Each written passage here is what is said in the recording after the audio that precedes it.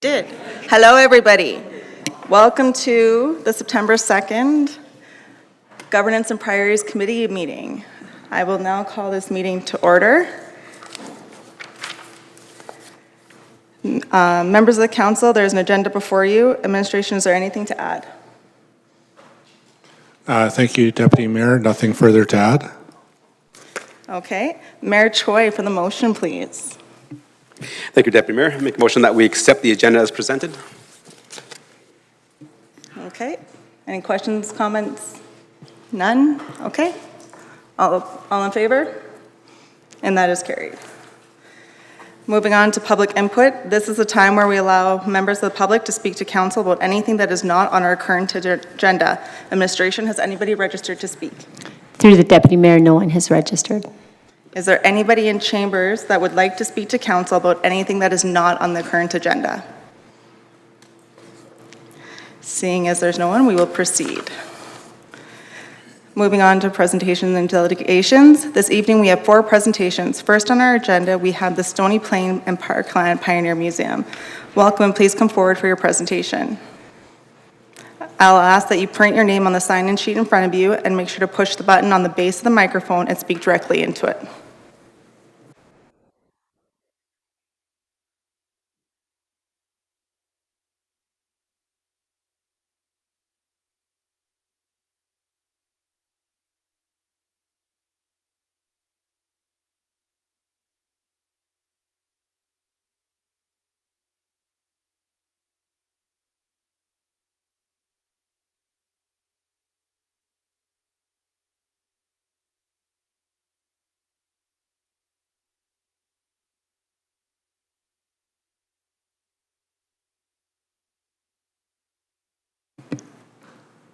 Good evening, Mayor and Council. Thank you for the opportunity to talk to you a little bit about your museum, because it's your museum. We just look after it for you. My name is Daryl Quartley. I'm the Vice President of the Pioneer Museum Society. And we're just going to give you a brief overview of what's been going on with our museum over the interim since we last got a chance to speak with you. And just again to thank you to the town of Stony Plain for the strong, very strong support we have received from you over the years. One of our major supporters, and it's been consistent over the years, so we've never had to worry about the kind of support we receive. We started with one building in 1992, and we now have 28 buildings. The last 2 were just, the shells are up, and there's some work to be done on them, obviously, but David will talk about that in a couple of minutes.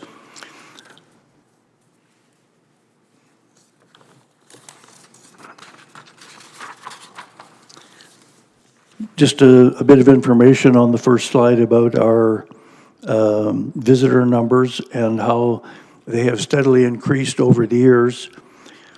And last year we're looking at just about 23,000 visitors over the course of the season.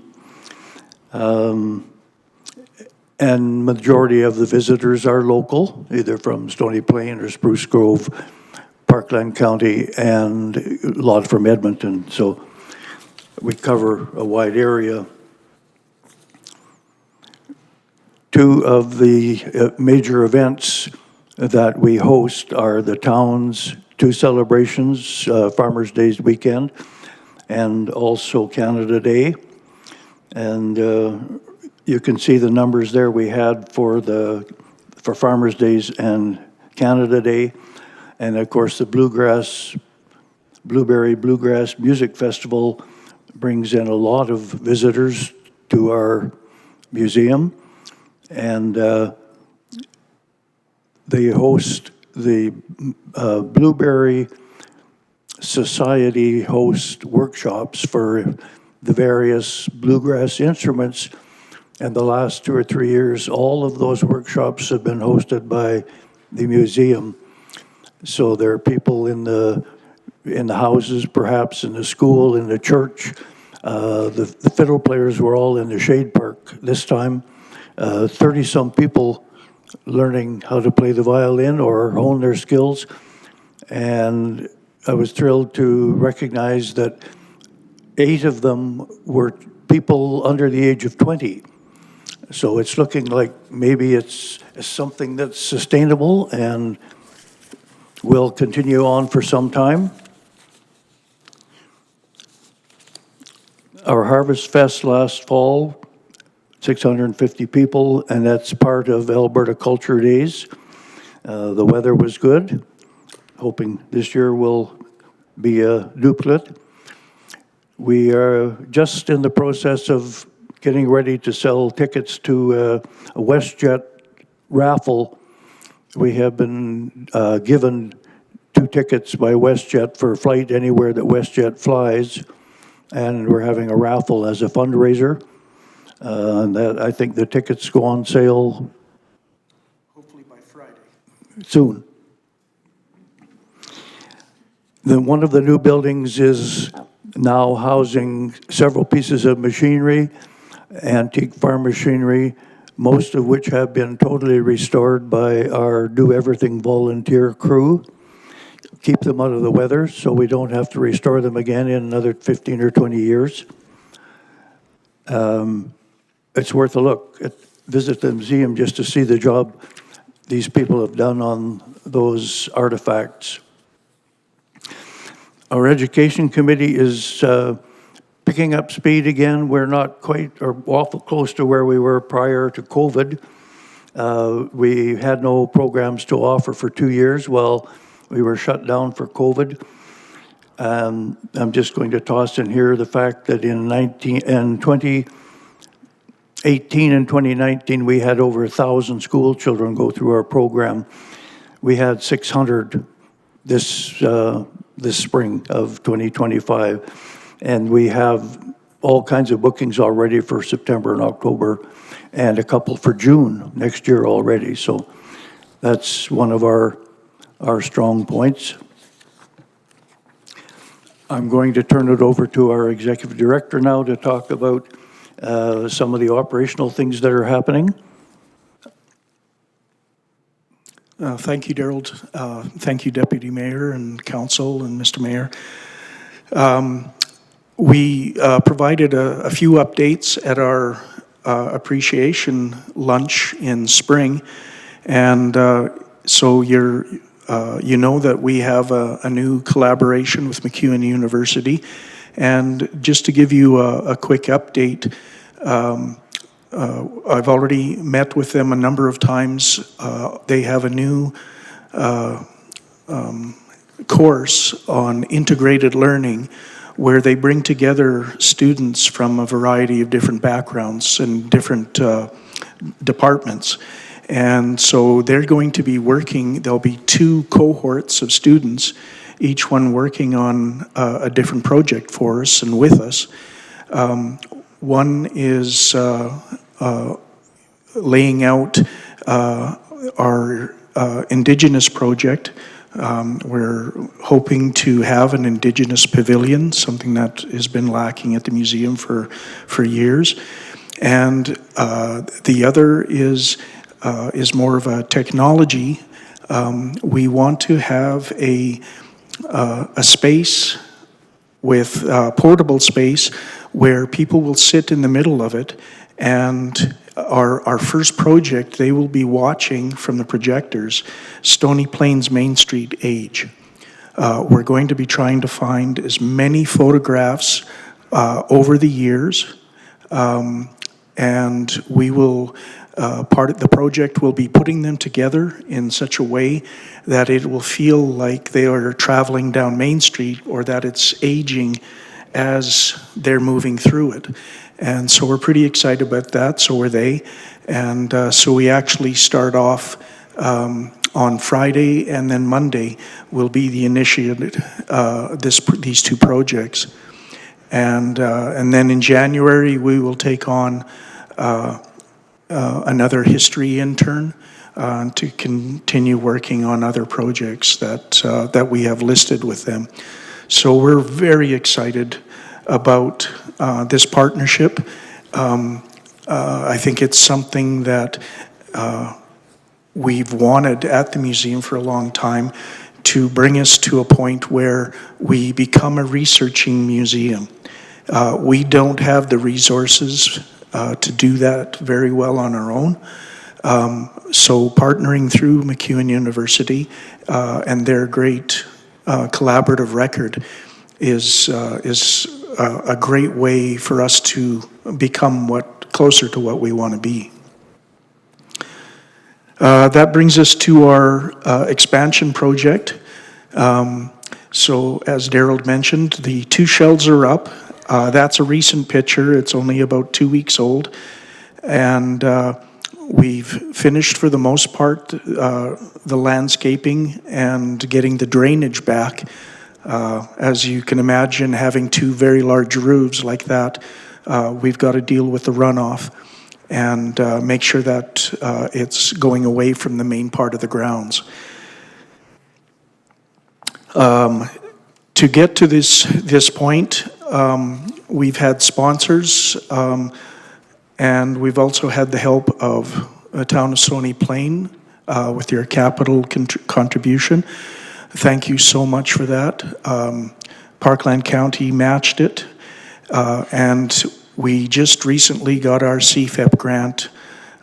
It was a month late in announcement, but we did get it, and so we're ready to roll. We are just in the midst of getting our permit to finish the inside of the building that you see that's closest. The one in the background is finished as it is. It will remain an unheated display building for machinery and artifacts. The north one will house 2 new permanent exhibits, our Power in Parkland that we've mentioned on a couple occasions, and also our military exhibit. In between them, we're going to have some open space for traveling exhibits and for the project that I just mentioned with MacEwan University. That's why we want it portable, so that we can quickly move it to the side if we want to have a temporary exhibit or a traveling exhibit. We can also use it as event space, whether it's with the Bluegrass, having another workshop space, or a venue for whatever we'd like to use it for. The Genix Pavilion, which is the unheated storage one, you can see we've already had to start putting things in. Everything you see there in that picture has been restored by our very talented volunteers. It's just a small section. So that building is 60 feet by 100 feet, and it will be filled very, very quickly. If we had another one of this size, we could fill that too, just with what we have on the grounds at the moment. This is the interior of the TransAlta building, the TransAlta Pavilion, which is the front one. And just to give you an idea of the open space, both pictures were taken from the left-hand main entry door. The left-hand picture, if you will have where the Power in Parkland exhibit is going. And then the right-hand picture is looking towards the open space where there's an overhead door into it. And then the far end will be the military. So right now we are just trying to get our ducks in a row, and the rough-in of the plumbing and then the concrete floor with in-floor heating will be going in next. So everything is a go at this point. Phase 3 is when we've had to do this for financial reasons. Everyone knows, the costs of everything has gone up. And so just to make it more feasible and easier for us without so much pressure, Phase 3 will be where we're actually building and are finishing the interior as far as painting, building the exhibits, installing the exhibits, and doing all the final work. And you can see on the bottom right-hand side is the basic layout of the footprint of the building once the interior walls are in.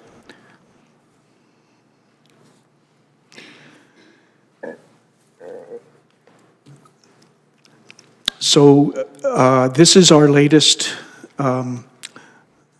expansion to the museum and the facility. We are behind with it, but we are certainly getting it done. We had a couple of delays, both with grants and some permit issues. So it has delayed us overall about 1.5 years.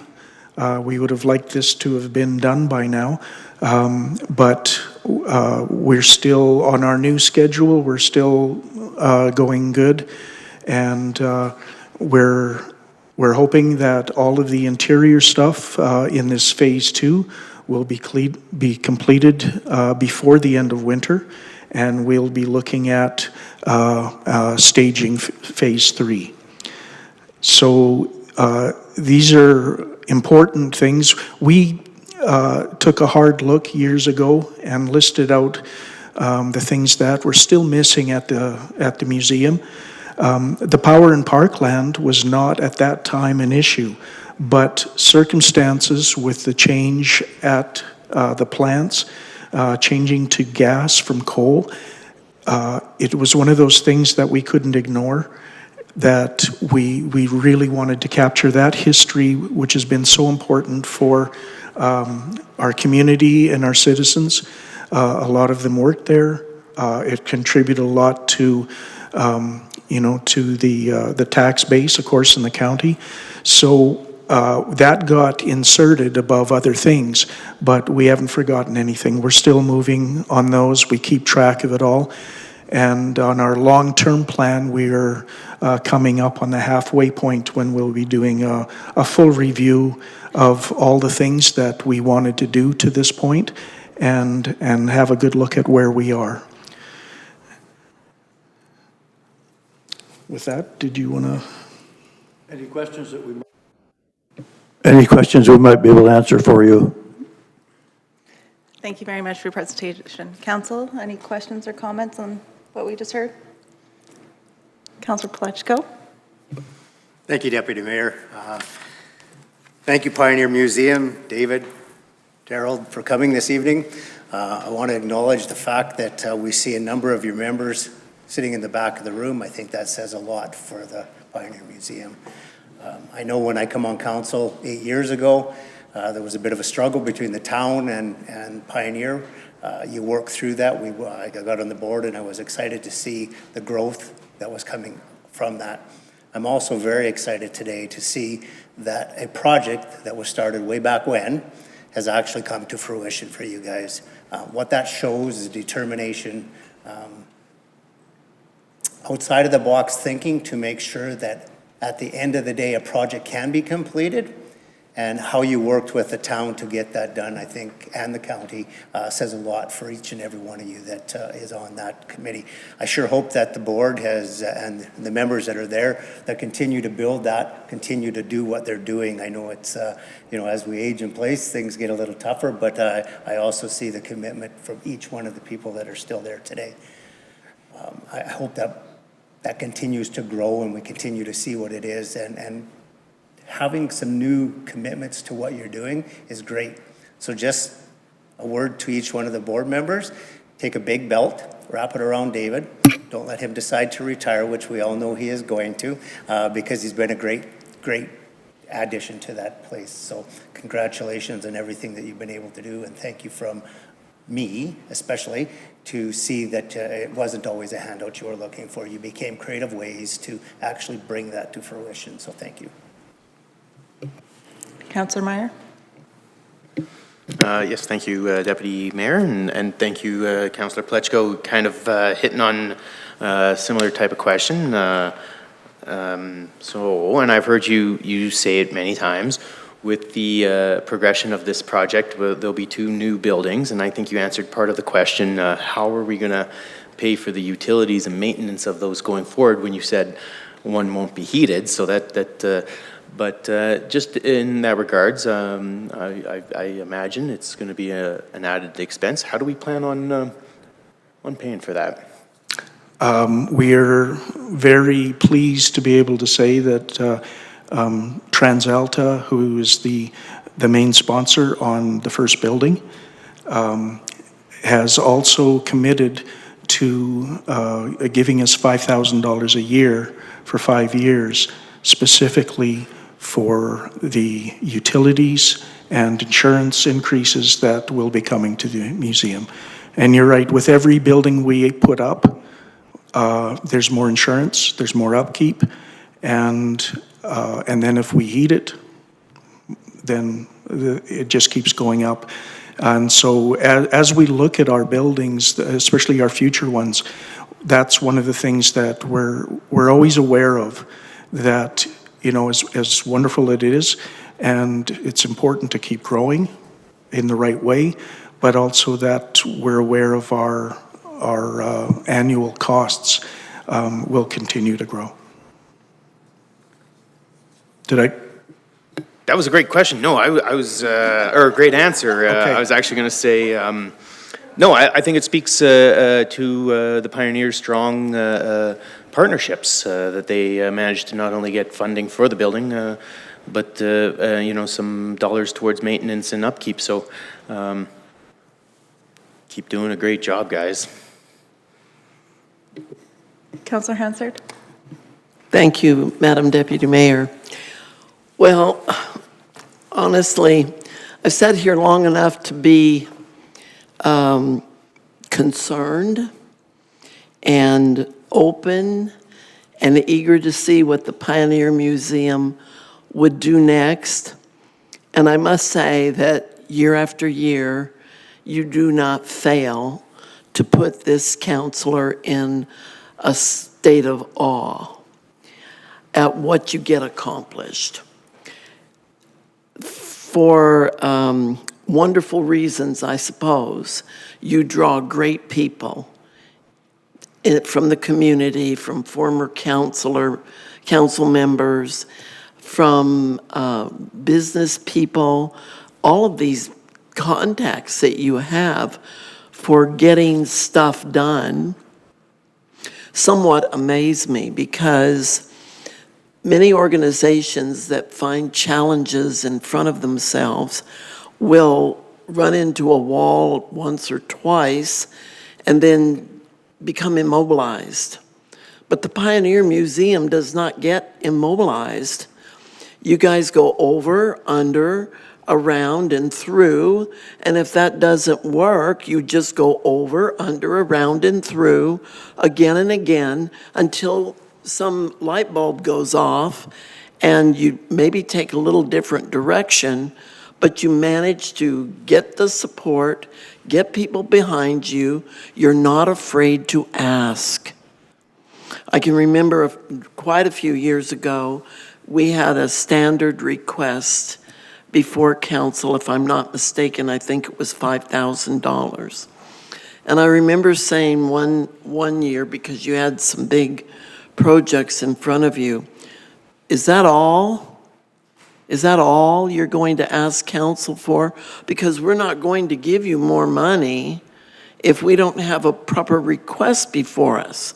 We're not in the business of just handing out taxpayer dollars, but lay a case, for goodness sake, and tell us what you're going to do. I had no idea what you were going to come up with.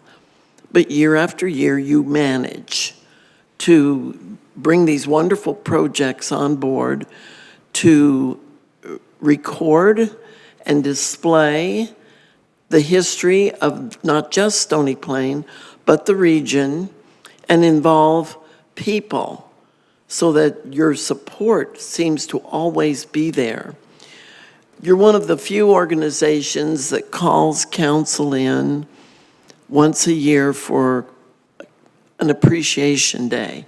The other councils are, Parkland County Council is involved in that. And that always impresses me too. You don't forget who your supporters are.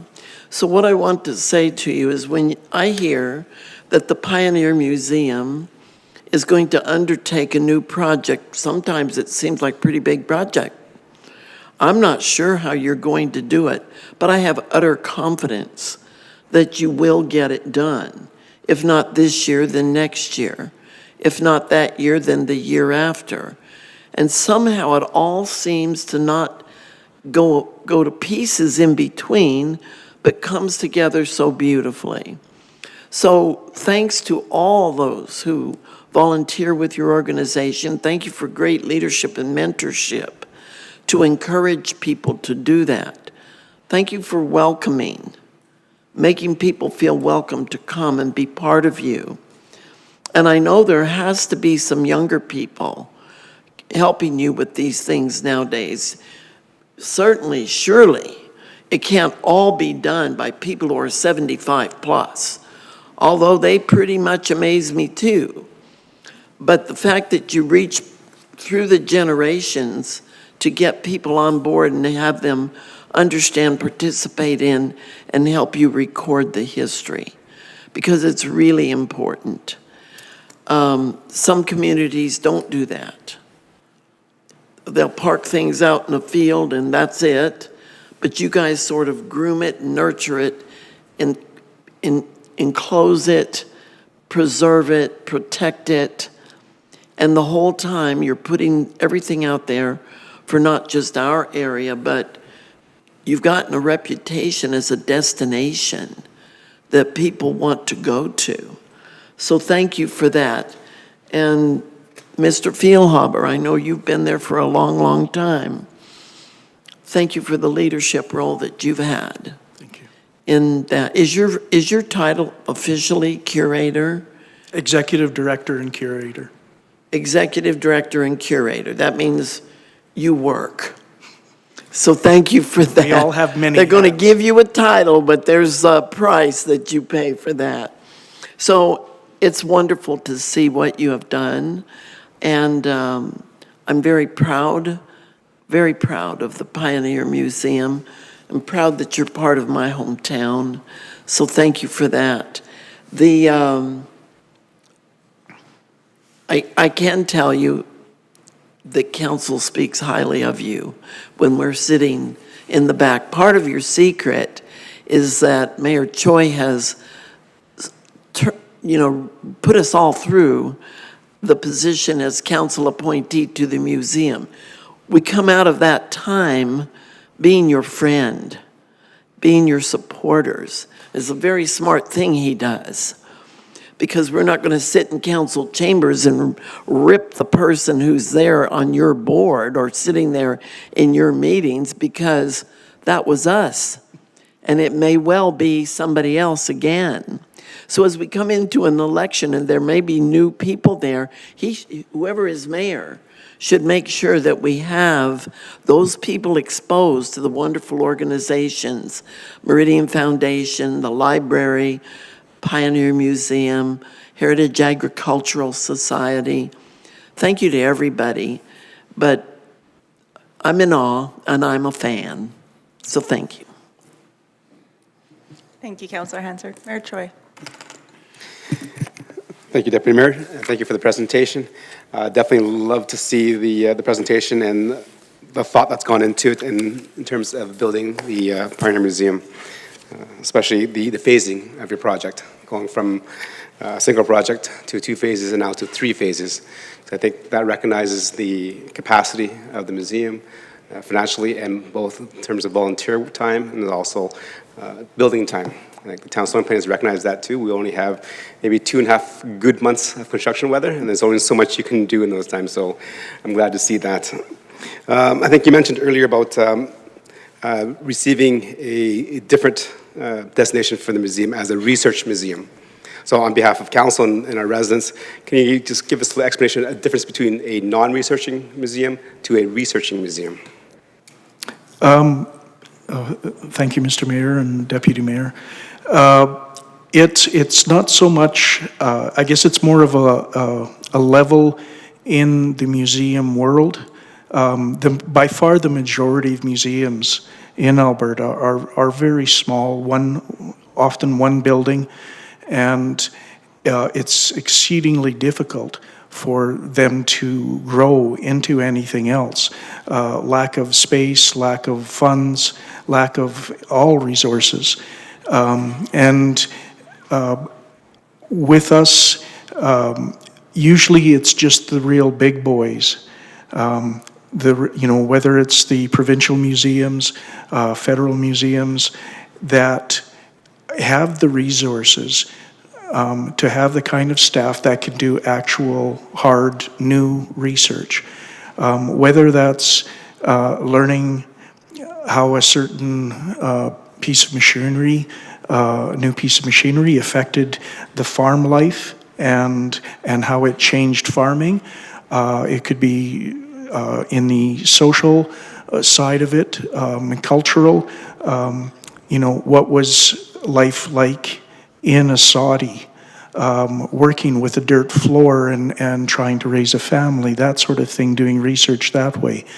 So these are all part of adding to our base of knowledge about our own history, about doing Indigenous projects, doing archaeological digs. A lot of those are done not just through the University of Alberta, but from the Royal Alberta Museum. And they have the expertise and they have the resources to have those people who are on staff and who are part of their job is to do this research and add to the base of knowledge about all of us. And so for us to we may never reach the point where we can have people on staff to do that research. I hope we do. But to partner with an existing educational facility like MacEwan University allows us to start to do it, even though it's not our own staff conducting the actual research. But it does mean that we can start to contribute. So we're not just preserving and doing that, but we're contributing to the bank of knowledge about our own history. And you never know what you'll discover. Just doing a little bit of research with our first intern, I found out that the manager's house of the demonstration farm is still here. I was always under the impression that it had burnt down, and the gingerbread house, it has another name or something, on Main Street, was the assistant manager's house. Doing that research, it turns out the manager's house is there. It did burn down. They rebuilt it within 2 years, and to the exact same standards, same layout. The house since then has been modified, but you can still see the bones of the original, and it's just down the street from that gingerbread house. So those are pieces of our town history that I like. Having that one there, yeah, everyone knew that, but only a couple people that I've talked to since knew that the manager's house is still there. And it's just a neat piece of Stony Plains history that we're hoping to contribute. And that's part of our job. Well, thank you for that, and congratulations on that milestone. I think it is, like, as you mentioned, a big feather in the museum's cap, because usually a lot of research museums and dollars go to larger museums, so that is excellent in terms of the work that the Pioneer Museum and the Board of Directors have done in the last little while. And before I turn it back over, Deputy Mayor, so just definitely excited to look forward to the watching Main Street, how that has evolved throughout the ages, and I'll show you where I cut my leg from climbing the buildings that I wasn't supposed to.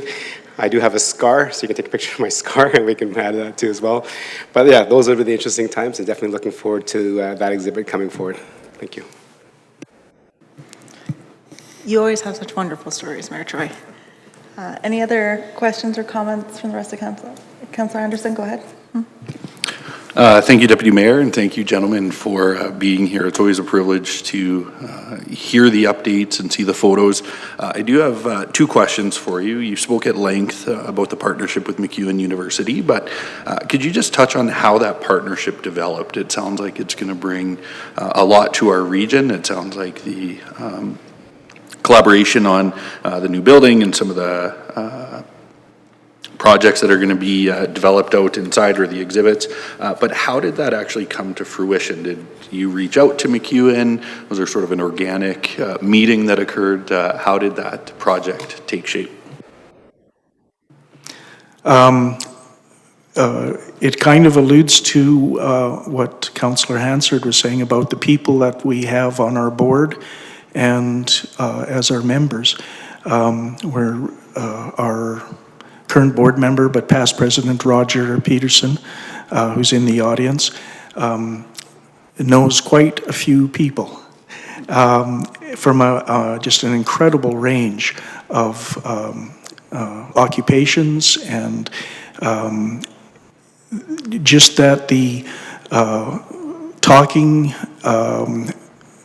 and connecting with people at the university, and, you know, just kind of throwing things out there, and that they were interested.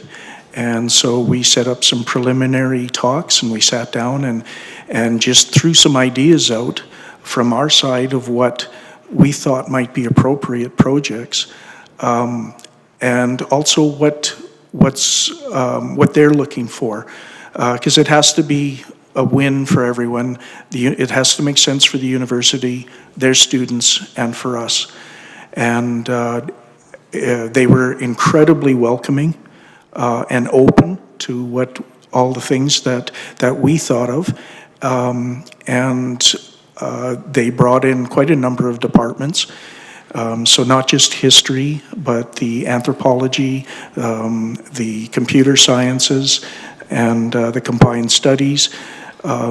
And they're willing to include more, like the combined studies also brings in graphic design and marketing, business side. So they're just very open to having these kind of projects in different communities. And a part of it was having the right person talking to the right person. And so we were quite fortunate. And also that we have board members that are willing, you know, they talk about us when they're out and about. You know, it's how we build relationships. Another board member who's behind me worked at TransAlta and was instrumental in getting that relationship started. And I have to say that, you know, that TransAlta themselves have been incredibly supportive in this, because they know it's their history that we're collecting and capturing. So they have been very supportive, and both financially and with artifacts and advice and everything. So it's just working as team members, working together, and that's been our philosophy since I started, that we work as a team. We help each other, we look out for each other, and I think people, when we talk to them and bring them to the museum, hoping to get them involved, I think they sense that, and we've been very fortunate as well. I certainly appreciate that. I have a second question, and I'm going to circle back in a second to what you just shared. But we've heard a little bit this evening about the role of the volunteers, and one of the pieces that you often bring to us is the number of volunteers and the hours that they put in. And so if you wouldn't mind just touching on that briefly, what does that look like in terms of some numbers? And you can estimate if you need to, if you don't have those in front of you. Well, as of last year, it was over 20,000 hours. We've been averaging, I think it's over 13 or 14,000 hours for the last 10 to 15 years. And that is absolutely extraordinary. When I'm talking to other museums, I'm sure some of you are familiar with the Western Development Museums in Saskatchewan. Those are provincial museums, and this was many years ago.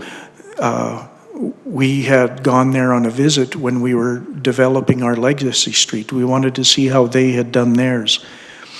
And they had bragged how they had just, this was in 2013, I think in 2013, and they had just hit 10,000 hours with their 300 volunteers.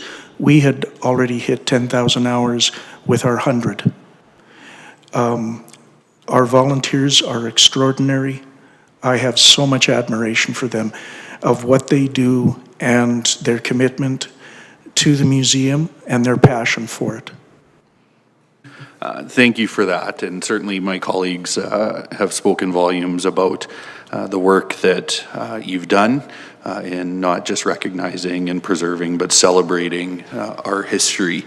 But as you were speaking this evening, it was interesting even looking into the gallery, and you talk about CFEP grant, and we have Minister Turton here from our provincial government. You talk about the partnerships with the schools, and we have our board chair from PSD, Lorraine Stewart, on the other side, and students that may, throughout their education, benefited from the programs offered at the Pioneer Museum. You talked about some of the funding partnerships, whether it was our municipality, Parkland County, ATCO, and so on. And there's a real belief in the vision and the mission, but the tangible results that the Pioneer Museum has been able to achieve through the leadership of the board and the volunteer hours and so on, but truly a collaborative effort. You talked this evening about the military history and exhibit, and I know there's some work and collaboration going on there with the Legion, and we can sort of go down that list of who has a role in our municipality, and it seems like there's a touch point there with the Pioneer Museum, across the board. And so, really the success that you have, I think, is a testament to the vision and mission and tangible results that you've been able to achieve in bringing people together and celebrating and grabbing hold of a vision to see what our museum here can be. And so my colleagues have shared this, but tremendous amount of gratitude to yourself, to the team, the board members, past, present. 20,000 volunteer hours is an astronomical number, and I'm always blown away. I don't know why I'm still blown away, but every time you share what those numbers are. And so, from council, we're grateful, but we have a grateful community, and we want to make sure we capture their gratitude this evening as well. So thank you for being here. Thank you. Councillor Laurie? Thank you, Madam Chair. It's hard to not regurgitate everything we've heard, because it is, and we love having Pioneer Museum here because we always hear such fantastic stories about all of the hard work that's being done and all of the creativity and the ways, and most importantly, I would say again, those volunteers and the membership. I did just want to ask you a question. So last meeting, our last regular council meeting, we had the Heritage Agricultural Society, our Red Brick Common, come in. Obviously, both the Pioneer Museum and the Heritage Agricultural Society are cornerstones in our community, and we value them both very, very highly. What I'm noticing, though, is a very distinct difference between the two organizations in how the Pioneer Museum is able to become creative and become successful in moving projects forward and ensuring that they have, whether it's volunteerism, fundraising, partners, and so on and so forth. Whereas when we hear from the Red Brick Commons and the Heritage Agricultural Society, we hear that they struggle with that. And so I'm just wondering if you can maybe, speak to the relationship between the Pioneer Museum and the Heritage Agricultural Society as it exists today. Any, potential partnerships and conversations about how to work together better, and maybe impart some tips and tricks and wisdom, if you have any, that we could maybe pass along to them. We've always been open to working with them. We work with them on the Cultural Roundtable. We've done projects with them in the community over the years. So and we're also respectful of, you know, if they're doing some sort of program, whether it's for whatever, children or, you know, we always try to make sure we're not stepping on their toes, and I think they do the same, so that we're not duplicating efforts. And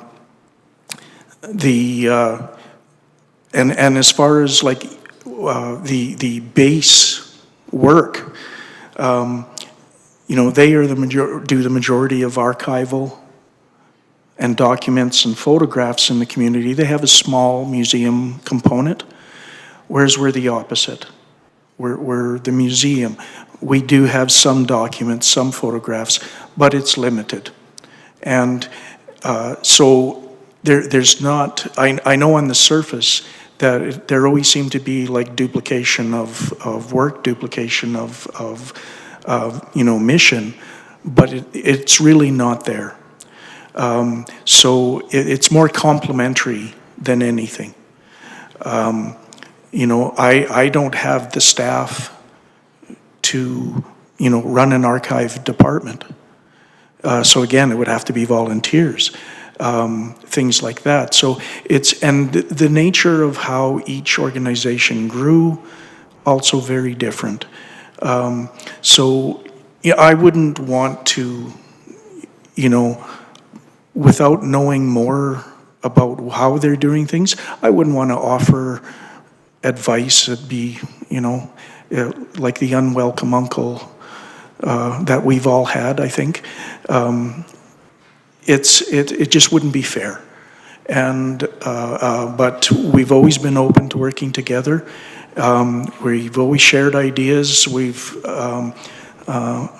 Melissa and her predecessor Judy, you know, they were on the cultural roundtable just like I've been, and we're always sharing things, not just what are we doing, but offering, you know, is there something that we can help with? They offer what they can help with. So, but for the most part, like a lot of our work is quite different, and you know, they focus a lot on their art gallery and things like that, which obviously we don't have. So there's nothing that we can do other than to help promote some of their things that are going on and vice versa. So I'm not sure if I can really answer your question properly. Oh, and thank you very much. I appreciate it. I think what I loved hearing there is that openness and that willingness to be collaborative, cooperative, and to work together, and if asked, to provide any type of advice and assistance where possible. Obviously, we have members of council that sit on the different boards and committees and so on and so forth, so I'm sure that message will be shared loud and clear amongst both organizations when there is an opportunity to work together. And so I just look forward to our groups continuing to do that, because that's what, you know, what is it? Rising tides raises all ships. And so, you know, having successful community organizations working together in the community only benefits everyone. So appreciate it. Thank you. The museum world is quite small, and it's a very collaborative one. We have never had a museum not be willing to help us, and we've never refused helping any other museum. And that's just the way it's always been, and since I've been in it. So we would always be there to help somebody. We've helped other museums in the past, and that's again part of our responsibility. Wonderful. And thank you, and thank you to the board members and to all the volunteers and your members as well. Is there any more questions or comments from the rest of council? No? I won't duplicate all the wonderful things that have been said. It's been said numerous times, but yes, thank you for everything you guys do. So seeing as there's no more questions, thank you for coming this evening.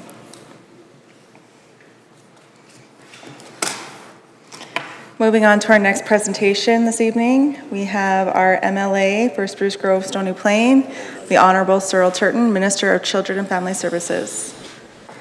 I just ask that you please write your name on the sheet of paper in case there's people that don't know who you are, and just push the mic and speak close to it.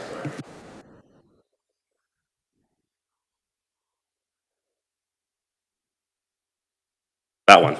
It's been a while since I was on council, still figuring out the mic system. There's not many Cyrils kicking around in the writing, so.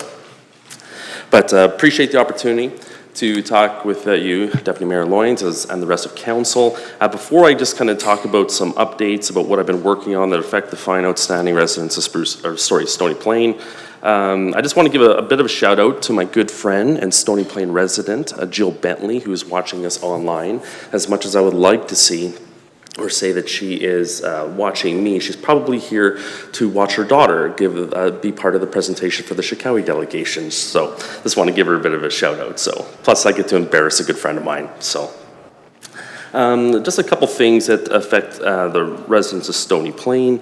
I just want to talk a little bit about my priorities, what I've been working on with the rest of my ministerial colleagues, and then some advocacy regarding some of the CFEP grants that we have been very successful in getting over the last couple of years. First of all, I just want to commend the Pioneer Museum for their ongoing work, living vicariously through you on Stony Plain Council and seeing the advancement of the Pioneer Museum. I know every time I go there, I'm always amazed. I was very thankful that we were able to get that CFEP grant so we can see the continued advancement of that amazing cultural facility here in this area.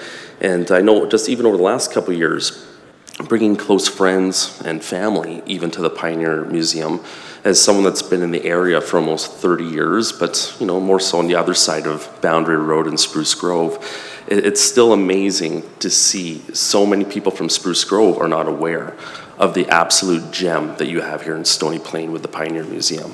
And so again, that advocacy, the extra marketing attempts, and just seeing the growth of the museum itself, I know is just going to be such an incredible asset for the entire area. The other CFEP application that I know I was very thankful is in the construction stage right now. $1 million CFEP grant for the Parkland Pickleheads. As you know, this is going to be probably Western Canada's largest pickleball facility. It's going to be built over in the industrial park over in Stony Plain. Very thankful that finally that project is going to be going. I know it's going to bring forth athletes from all over Parkland County, Stony Plain, Spruce Grove for that facility. So I know the indoor portion, I believe, is supposed to be ready for this winter, but I was in construction a long time. We will see how this actually goes. In terms of some priorities that I continue to work on, they're divided up into 3 segments. The first segment is healthcare, educational, and then transportation. So healthcare, I continue to work with our health ministers on the acquisition of a CT scanner. I'm working very closely with the foundation in that regard to make sure that the necessary paperwork can go through. And I've been actually working very closely both with Mr. Jones as well as Mr. LaGrange for the acquisition of that piece of equipment, which I know many residents here in Stony Plain have been advocating for a very long time. As you may or may not know, if you have to go to the MIS for a CT scan, that means your bed has to be empty. There's transportation delays back and forth. This is a growing community. It's families that need the top-notch healthcare facilities and services, and CT scanners are becoming a necessity in healthcare facilities, not just throughout Alberta, but throughout Canada. So I'm continuing to work on that aspect, as well as expansion of Westview Centre has been loudly communicated to me as a need for this area. As you know, the hospital was built when I think the total population was almost half of what it is here in this area. So I know when bringing the last couple health ministers through, there's a large contingent of long-term care beds. There's a huge interest to be able to look at potential new locations for those long-term or health beds, moving to other facilities here in the Stony Plain or Spruce Grove areas. Something that's really going to help with that discussion is the completion of the Meridian Foundation new facility in Spruce Grove, which is going to have approximately about 120 new beds, I believe, in that facility. But we realize that not just in this area, which is one of the top needed areas for new long-term care beds, but it's throughout the entire province. We need more long-term housing for our seniors. They have done so much. They have built this province, and we have to do everything we can to make sure that they have a place to be able to call home. And so working with the ministers, there are going to be some announcements some point, I can't say when, but we are actively working on a plan that I think will be provincial-wide in nature. But Spruce Grove and Stony Plain has a really big bullseye on it. in terms of needing these extra facilities here in this area. For educational priorities, is working with the rest of my ministerial colleagues, since my number one priority is now under construction, which is the Spruce Grove Composite High School. Even though that is in Spruce Grove, it is going to take some pressure off of West Terra. The next project that I am going to be actively working on with the Minister of Education is a new Francophonie school board to get planning dollars. We realize that that school, being right beside Stony Plains Rec Facility, there's a number of transportation and utility tie-ins between the two facilities, and so the sooner we can get that project to the next stage, which is planning, we know it will benefit not just the town of Stony Plain, but many of those Francophonie parents that have to travel or had to travel a long distance before the temporary school is put in place. And the last thing I'm going to touch base on is transportation. Again, we continue to work with Mr. Dreeshen about getting the advancement of 628 passed by Treasury Board and getting those funds released. I just want to tell a couple quick stories about that, but about almost 10 months ago, I was in the middle of 628, and as you know, this is a major transportation corridor connecting residents of Stony Plain into Edmonton.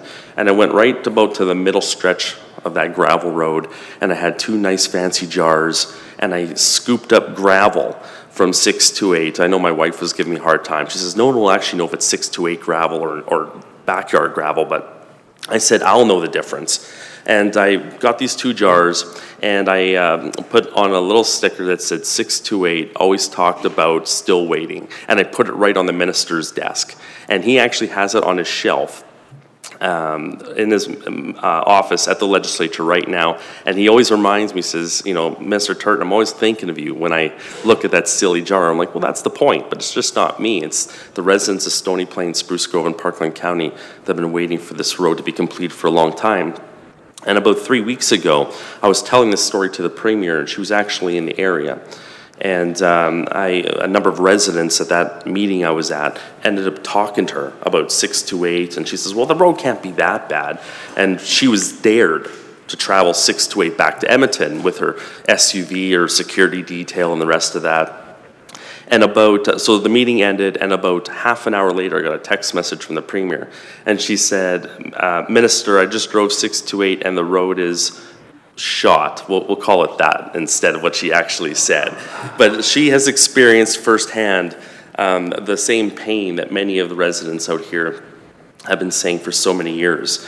And so I'm hoping with her advocacy that she can help us get that one project past Treasury Board, and as well as Highway 60 continues to be a high priority as well. I can say that the planning for that project through the Atchison Industrial Park for the twinning of that road as well as the rail overpass continues. The last thing I'm going to touch base on before I take your questions, because I realize there's a number of other presentations that have to happen with the library board as well as the Shikowie delegation, is the boundary redraw. And there's been obviously a lot of attention about that particular commission that has been struck. So for your information, every 2 elections, provincial boundaries have to be redrawn. And so an independent committee is put forth, and they get feedback from all over the entire province. And I can say from my understanding is that hundreds and hundreds of submissions have gone forth, both written as well as verbal, regarding that boundary redraw commission with their various proposals. And so the interim report will be coming out approximately end of October, beginning of November. And so when that happens, it's my understanding that there will be another opportunity for consultations, for fine-tuning that interim report with the final report that will be coming out sometime in the spring. So March or April or sometimes of that. But that does have to be accepted by the legislature, and I never want to presume the will of the legislature in that regard. And so I could keep rambling, but like I said, I realize that there's a lot of people behind me hoping that I shut up sooner than later, so I will open it up to questions so that we can continue the evening. Thank you very much for your time. Thank you so much. And Councillor Plechko. Thank you, Minister Turton. It's always nice to see you in council chambers giving us an update for the region and the good work that you've been doing. I'm just wondering, as we're moving a project forward here in our community, one you haven't talked about is I'm wondering if you could talk a bit about Highway 16A and the 34th Ave intersection that we're in the process of having discussion with Mr. Dreeshen to fulfill a large development that's coming to the community. Yes, thank you very much. I'm trying to go over the three-page report I had with updates from Minister Dreeshen with all those different questions. I will say, from my understanding from Minister Dreeshen, that those conversations were advancing, and then there was a couple question marks that kind of put a little bit of a pause on. I know we were originally talking about Transfer Road Authority and things like that, but I know at the end of the day, I stressed to Minister Dreeshen that we want to make sure that Stony Plain has full flexibility to make sure that they can make transportation choices regarding the planning so that we are not stopping or slowing down your growth. So I can definitely get some more information and get it to your administration, but other than that, I don't have much more to say. I'd greatly appreciate it if you could get us some more information, and maybe you could advocate a little bit more for that intersection to get moving forward. Thank you. Councillor Hansard? Thank you, Madam Deputy Mayor. Did you call on me? I did. Excellent. She called on me and then looked the other direction. I thought, uh-oh. Of all the things I could ask or say, I am curious. You said that it was your good wife's jar that you took and put dirt in. Was it her idea to put dirt on the Premier's bookcase, or was it yours, Mr. Minister?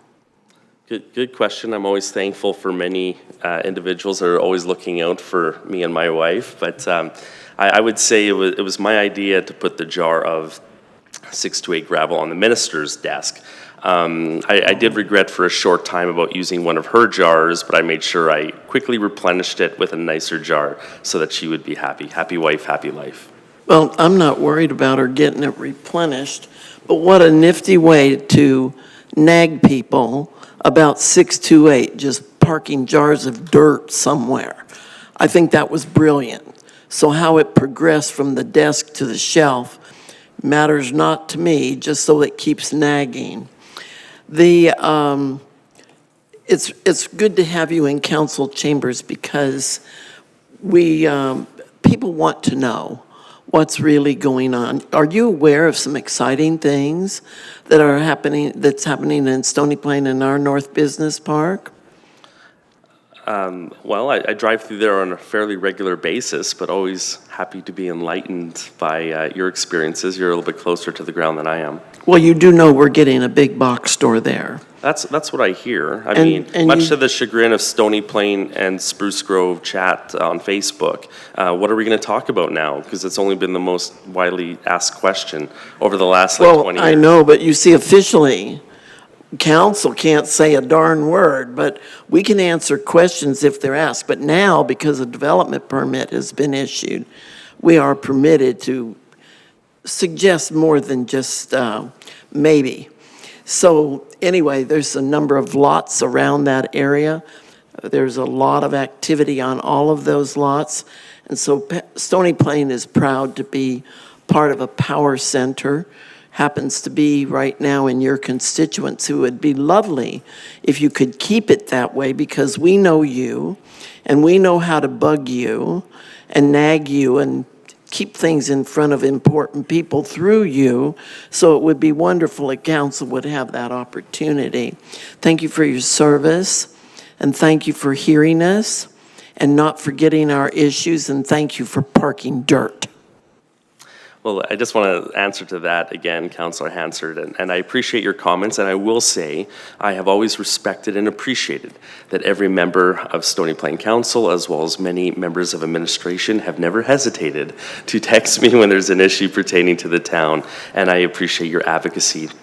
I will say just about the jar of dirt, I have a bit of a tradition of trying to move transportation projects. As you will recall, in my first term, we did some pothole fishing on 779, myself and the mayor, and I don't think I've ever seen a pothole filled in that quickly. And then the fine outstanding residents of Spruce Grove were saying, well, this worked for Stony, what can you do? So we were planting flowers in some of the potholes in the on-ramps for one of the on-ramps coming to Spruce Grove. And sure, you know, surprise, also the entire on-ramp got paved within a couple of weeks. So I think there's a cheeky way you can advocate for projects in your area, and I appreciate you acknowledging and putting up with my sense of humor when it comes to that.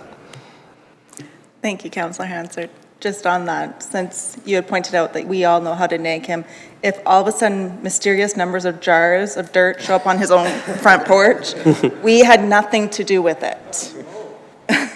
Councillor Laurie. Thank you, Madam Chair. Thank you, Minister Turton, for coming in this evening. Always appreciate you bringing updates from the province. And what I loved hearing this evening was all the updates on the priorities that we've spoken to you. It lets us know that you hear us loud and clear, you hear our residents loud and clear, and we appreciate you bringing those messages back to the legislature and to your colleagues and ensuring that our priorities are aligned with your priorities as we continue to work forward for the best of our residents. You know, I just hit a couple of highlights. Again, you mentioned about the long-term care. What a lot of people don't understand is that Westview is hospital ready. Those rooms that those long-term care patients are in are hospital ready. It's not construction of new hospital space that we need.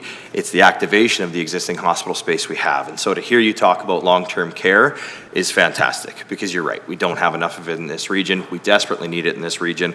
And while Meridian Housing Foundation is working very hard to provide more seniors independent living, we absolutely are missing more of that long-term care component. So kudos to you, and thank you very much for speaking loud and clear to that this evening. As well as the CT scanner. And I'd be remiss if I didn't mention that as much as we need the actual physical piece of equipment there and the space in the hospital to do it, we need to make sure that that's complemented with 24/7 operations so that we have funding available for the appropriate staff for that. So thank you again for bringing that forward. The Francophone School build, again, that alignment and priorities. I think we were very proud when they chose Stony Plain as a location for their starter school, and very appreciative of the support that the province showed us in getting that done as quickly as they did. And I think we are all pleasantly surprised that their enrollment has skyrocketed as quickly as it has, and the fact that as a starter school they are already busting at the seams, are in desperate need of that permanent build. We know that we're working on it from the town side in our rezoning. We've seen that come forward to us last meeting and the meeting before. We've got a public hearing coming up in regards to that in a couple of weeks, so I look forward to seeing more progress from that on our side as progress continues on your side as well. On a little less happy note, I will speak quickly to Highway 628, because again, I'm so happy to hear you speak to that tonight, because this past week I was contacted by a resident who 5 days ago recognized the 9th anniversary of an auto accident on Highway 628 that left them a paraplegic. An accident that was predominantly and primarily caused by poor road condition. And so to hear you again speak to the fact that there's a jar of dirt sitting on the minister's on his desk or on a shelf in his office. This gentleman actually has a beautiful painting that was done that was a bit of a reminiscent of that night.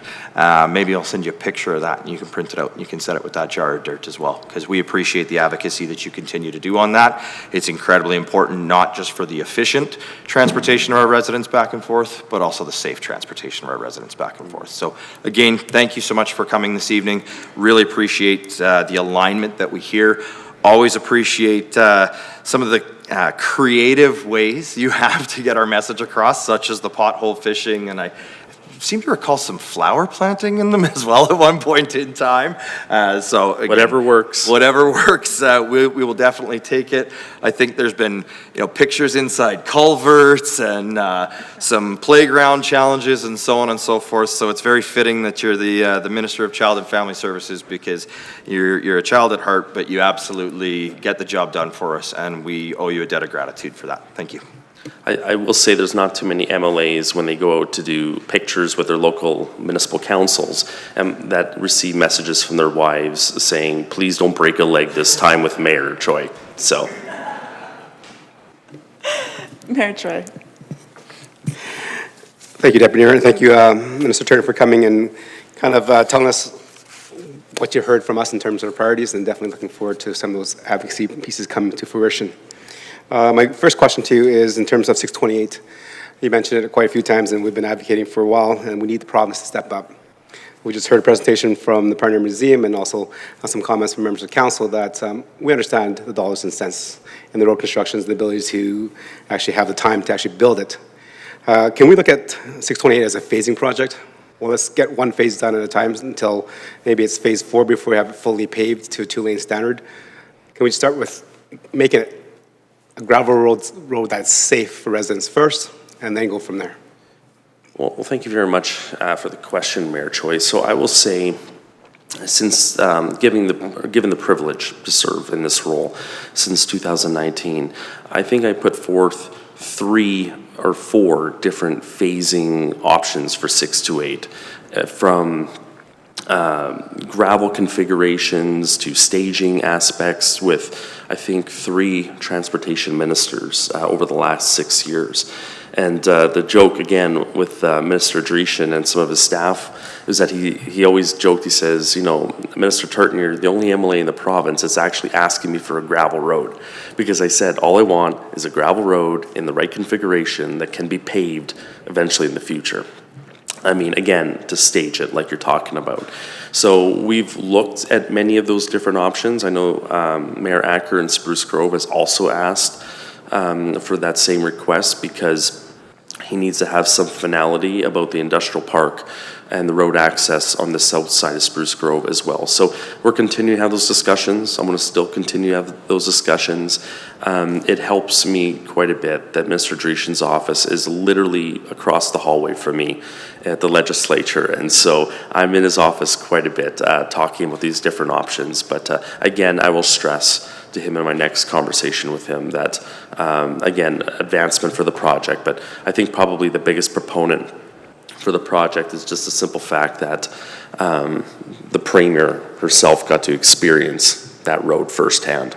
So I know the previous Premier didn't take us up on our offer when we said drive that way, but very thankful that Premier Smith decided to go back, which her security detail told me was quite an interesting experience when they're trying to speed back to Edmonton for their next event. Okay, thank you for that answer. So my second question to you is, definitely appreciate you serving as the MLA for Spruce Grove, Stony Plain riding. You also mentioned that every 2 elections, we look at the borders and based on size of the population, it's looking to be redrawn. So when Stony Plain and Spruce Grove are redrawn and we're split, do you choose Stony Plain or do you choose Spruce Grove? Good question. I have a lot of friends and family in both. So we will leave that message out.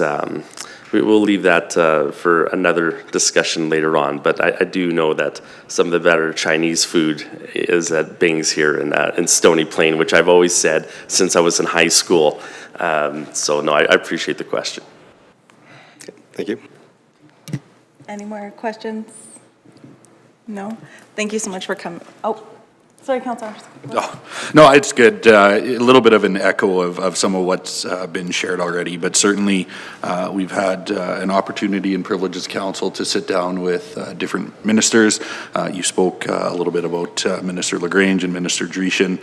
I know personally I've had the chance to sit in meetings with the health minister and have conversations about that CT scanner and what does that look like and mean, not just for the residents here, but the ability to provide timely services to residents and how that could help move things forward. And, our health center doesn't just serve Stony Plain, but Stony Plain West and Spruce Grove and so many from Parkland County. And so, when those priorities come aligned, it's nice to hear straight from the source, if you will, someone with that firsthand information about what the conversations are at a ministerial level. And so we appreciate you bringing that forward and advocating on our behalf.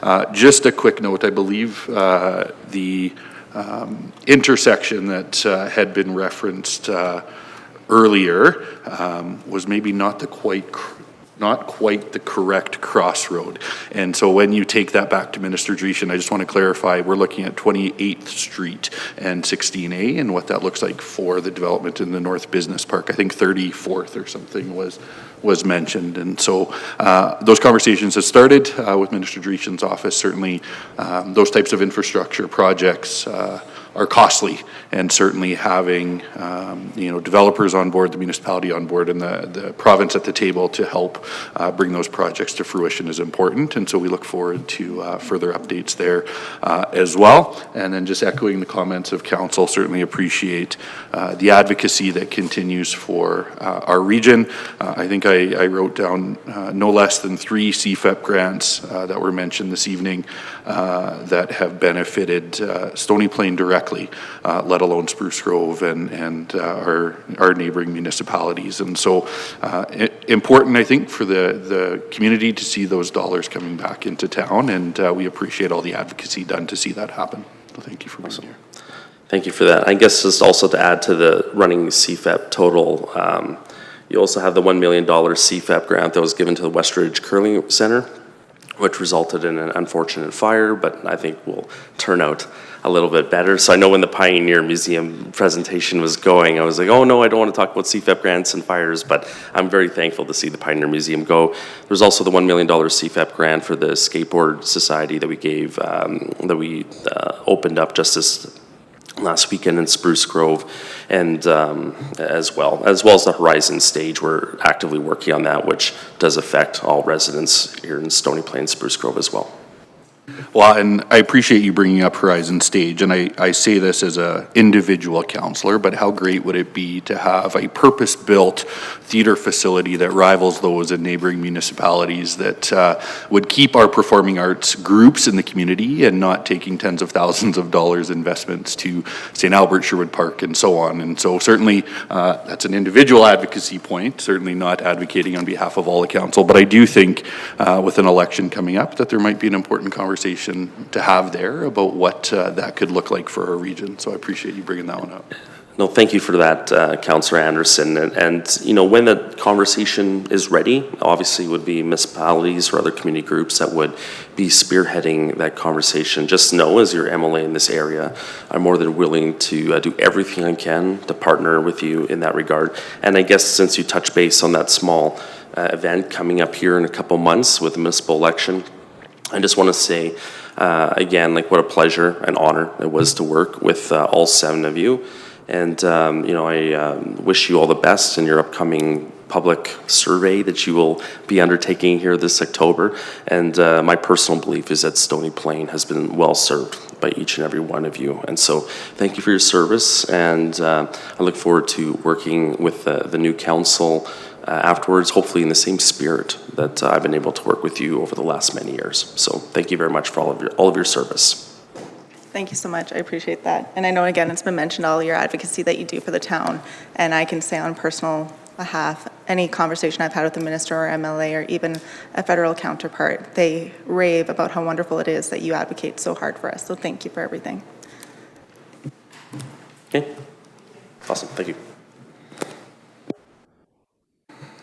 Okay, 4.3. We have the Yellowhead Regional Library. We welcome you. Please come forward for your presentation. I'll ask that you put your name on the sign-in sheet in front of you, push the button on the base of the microphone, and speak directly into the microphone.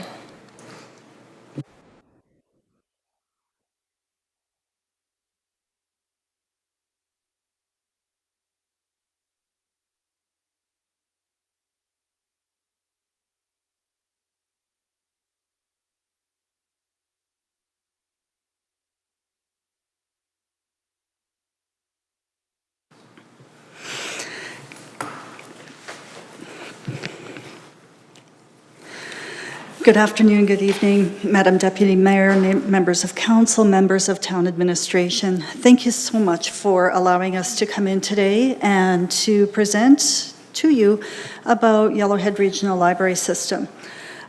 Typically, this would be, the next line is My name is Hank Smith.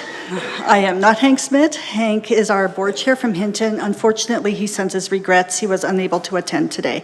So my name is Carla Palachuk. I am the director of Yellowhead Regional Library. With me today is Josie Wilson, who is now, as of 4:30 this afternoon, deputy director of Yellowhead Regional Library. So this is her first deputy director role and activity, as Wendy Sears-Zilnicki retired at 4:30 this afternoon. So we wish Wendy all the best. So thank you very much again for making space on your agenda. I would like to acknowledge the amazing contribution, participation, and engagement that we have experienced from your council onto our board, currently with Councillor Polaceko. Sorry, I know I just completely mangled your last name, and I should know better. And also acknowledge the fact that there are a number of members here from Stony Plain Library staff and the Stony Plain Library Board. All right, so YRL exists to provide services to our member libraries so that these libraries can act as a community hub in your municipality.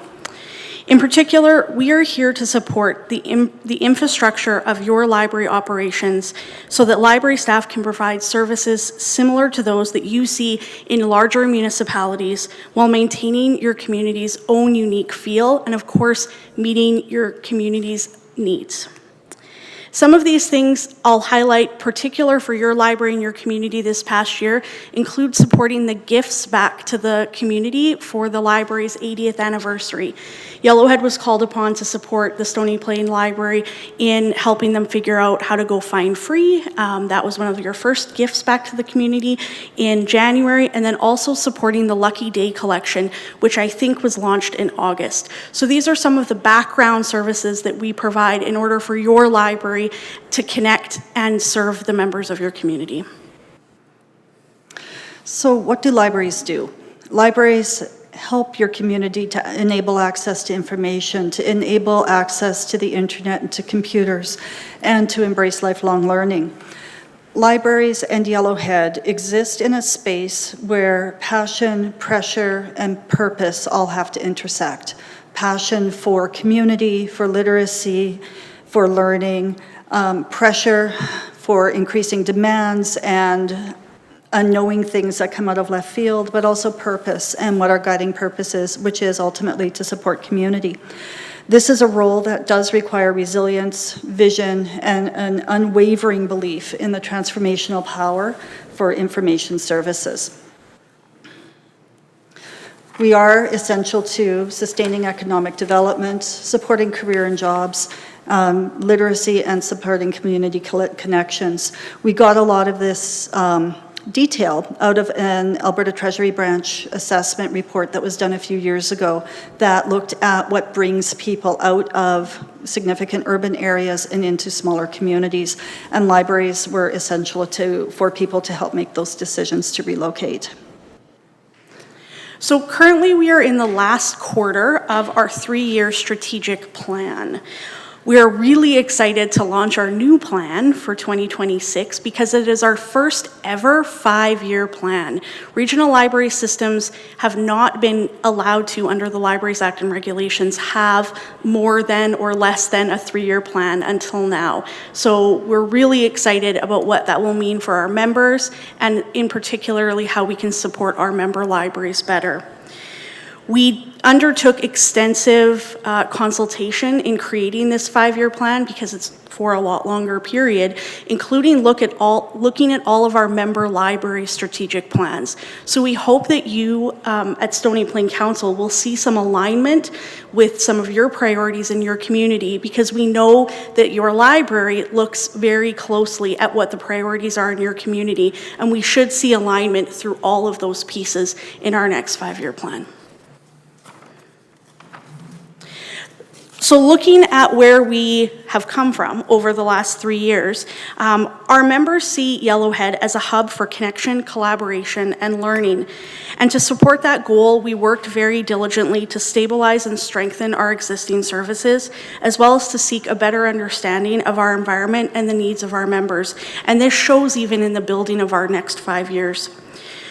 We've worked hard to meet some of the targets and goals that you see in front of you.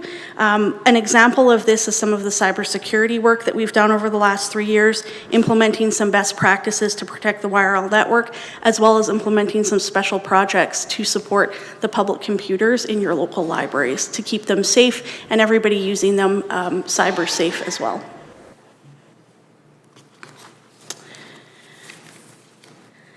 So YRL helps your municipality meet the needs of your residents. We enable your library to access hundreds of thousands of resources it otherwise simply couldn't afford on its own. The collective buying power stretches each dollar that is invested in the libraries in our region. In your package tonight, you received our 2024 annual report, and I'll just quickly draw your attention to one of the numbers on here. These are some of our key statistics.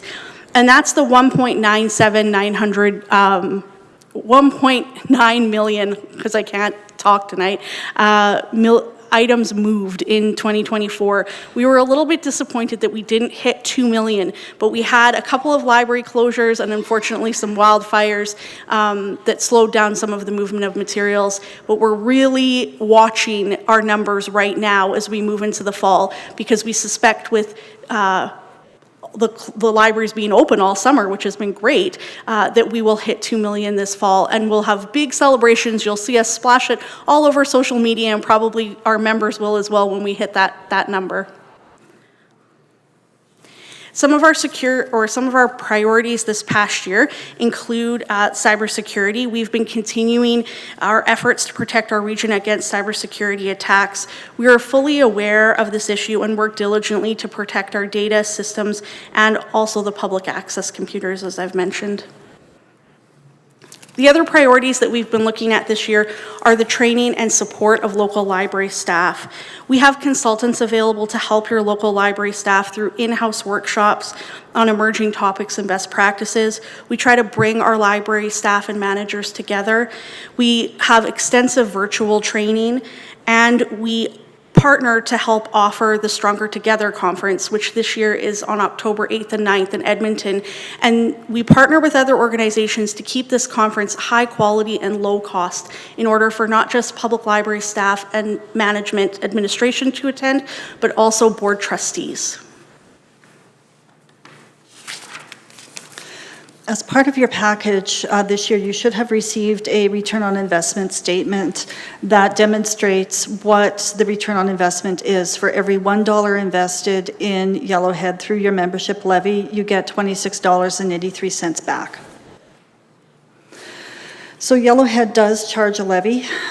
We have two sources of funding. One is from councils in terms of the master membership agreement and a per capita funding amount. The second stream for us comes from the provincial government. For 2025, it was $475 per capita. Right now, our proposed budget is moving forward with a 2% increase, moving this up to $485 per capita. Out of that $475 right now, 75 cents goes to back to the library so that they can purchase materials. That leaves $4 per capita for us to offer everything else under the terms of the master membership agreement. We are currently still the lowest regional library system in the province in terms of levy amounts. We are almost half, we're half as much as the other regional library systems, and in some cases, 1/4 of what the other regional library systems are offering. One of the regions right now is up to $16 per capita. This is the case because for 11 years, the levy was frozen at $4.30 per capita. And so as everything goes up, the levy has been going up very incrementally. And we have been drawing down on our reserves in order to support the expenditures. So as I noted at the start of this section, for every $1 invested, there's $26.83 returned. What this looks like is you provide us with $86,000. We provide back $26,000 in funding for materials. However, there is also $2.2 million worth of cost avoidance made up by technology services. So we pay for the website. We pay for software and licensing. All the office stuff we pay for the SuperNet and hardware, right now, and your wireless connections, anything that requires power to operate. The cost avoidance also comes in the form of resource sharing. There were over 30,000 physical items borrowed to support the reading interests of Stony Plain residents. And there were over 36,000 digital items borrowed to support, again, the reading interests of Stony Plain residents. When you add in that, plus the library operations software, which is our core business software, and the training that we offer to the staff took 96 hours of training in 2024. This results in the $2.2 million worth of cost avoidance, as the board did not have to find the additional money to pay for any of this. So as one of the original members of the Regional Automation Consortium, or TRAC, your residents have access to millions of items. We partner with Marigold, Peace, and Northern Lights Library Systems to offer this, to allow our members to share their physical and digital collections. The computer network infrastructure that underpins this resource and your library's in-house network is provided through the provincial SuperNet and Wi-Fi and other services that come through the Yellowhead Regional Library. We're thrilled to announce that coming on September 17th, we've been working really hard at the TRAC level to implement a new discovery layer. So if you're familiar with what we fondly call TrackPack, to put holds on items, to borrow digital items through, that will be changing on September 17th to a new platform that we're calling TrackPack Plus. It's still going to be the same web URL, you get to it the same way, but it's a modern system that you'll see ebook and print and audio all integrated into one record, so that you can easily choose the format that you need and get the thing that you want as quickly as possible. So that will be coming to a computer and a phone near you on September 17th. We are hoping that this change in platform will also drive people back to print. We are cognizant of the very long wait lists on e-resources, e-audio, e-books, and having one record with all formats there might make people think, wait a minute, the print material is available faster than the e-resources are. The cost of the e-resources are significant. They are growing, and e-audio is about 400 times more expensive than e-print is. So for us to deal with that backlog, there's not enough money in this province to help with that. So we're looking at other ways to reduce wait times, provide enhanced services. And if this means also different ways to share resources between us, we are looking at that. We are also cognizant that technology costs are rising, and how can we work together with our partners to look at other ways to reduce those. So we are currently in investigation for that as well. It will not impact service, but it will provide us with some flexibility and some different ways to operate that we currently don't have with our 1996 model. We would be happy to answer any questions that council would have. Thank you so much for your presentation. Council, any questions, comments? Councillor Meyer. Thank you, Deputy Mayor. And I just wanted to be the first one to ask, because as you were answering, you mentioned the rising costs of technology, and I can appreciate that's one of the things that YRL brings us, is sort of a shared access to those things. So I can appreciate you're already working on that, and it's great to hear that it's on your... My question to you in that, because you did mention investigation, does YRL have the ability to assess, like, what would you use, like how many people are using these resources? Or do we, I mean, yes? We do collect use data. We do not collect names or library cards, but we know how many people access our websites and access TrackPack. We also know how many people borrow e-resources, and hopefully our data, we've moved authentication services over. Hopefully it's going to tell me that 90% of our circulation is not just going to your house, because that's a concern as well. So under our own policies, every year, not me, but the manager of CRS goes through, collections and resource sharing goes through, looks at the data, and then we make decisions about what resources we need to purchase or what resources we need to drop. So if there is no use or usage data on A to Z World Food, for example, which was very popular in 2018, 2019, that use has dropped, we let the contract drop so that we're not paying for people to get access for something that nobody's using. We think it's great. The public doesn't. So we move in and look at that. But yeah, we do have an awful lot of use data that we can pull. Typically, we share that with the library so that because it's their users, not mine, so they can report that to council as part of their annual reports. Well, I appreciate the answer, Carla, and I kind of secretly knew that you would already have it on your radar. I could tell you how long I've been doing, well, Yellowhead 7 years, but public libraries for 35. So yeah, it's horrific, actually. Thank you, Deputy Mayor Loynes.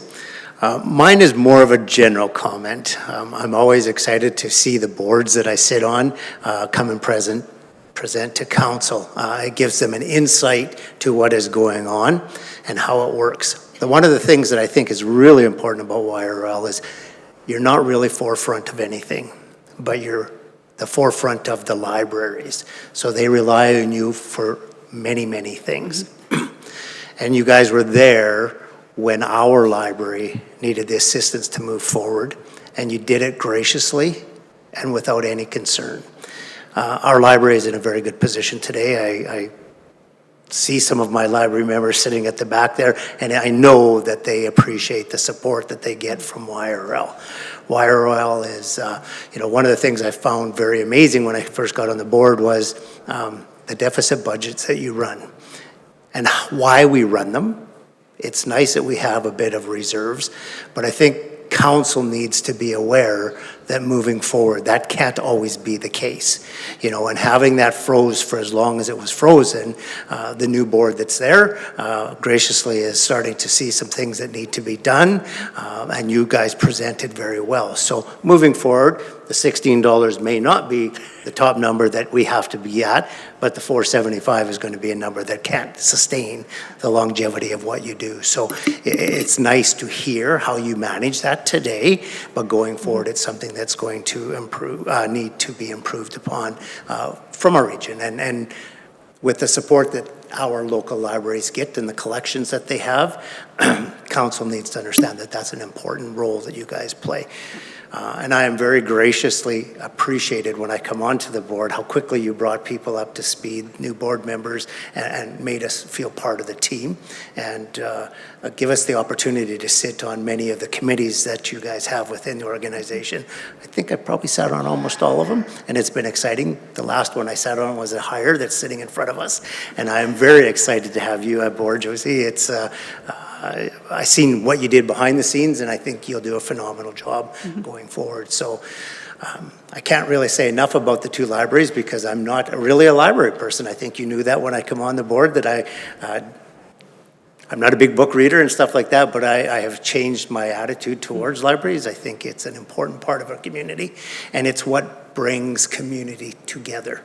And I can see that through our own library and the new board that we had over there, how that has fruitioned into more than just a library downtown. They're actually part of our community when it comes together. So even though the perception is that libraries are just there because they need to be, they're really not. A library is a community need that I believe needs to be supported at this level all the way through things. So thank you for coming tonight. I appreciate that. And even though one of you could be Hank, neither one of you are. You're both great individuals. So thank you. Thank you.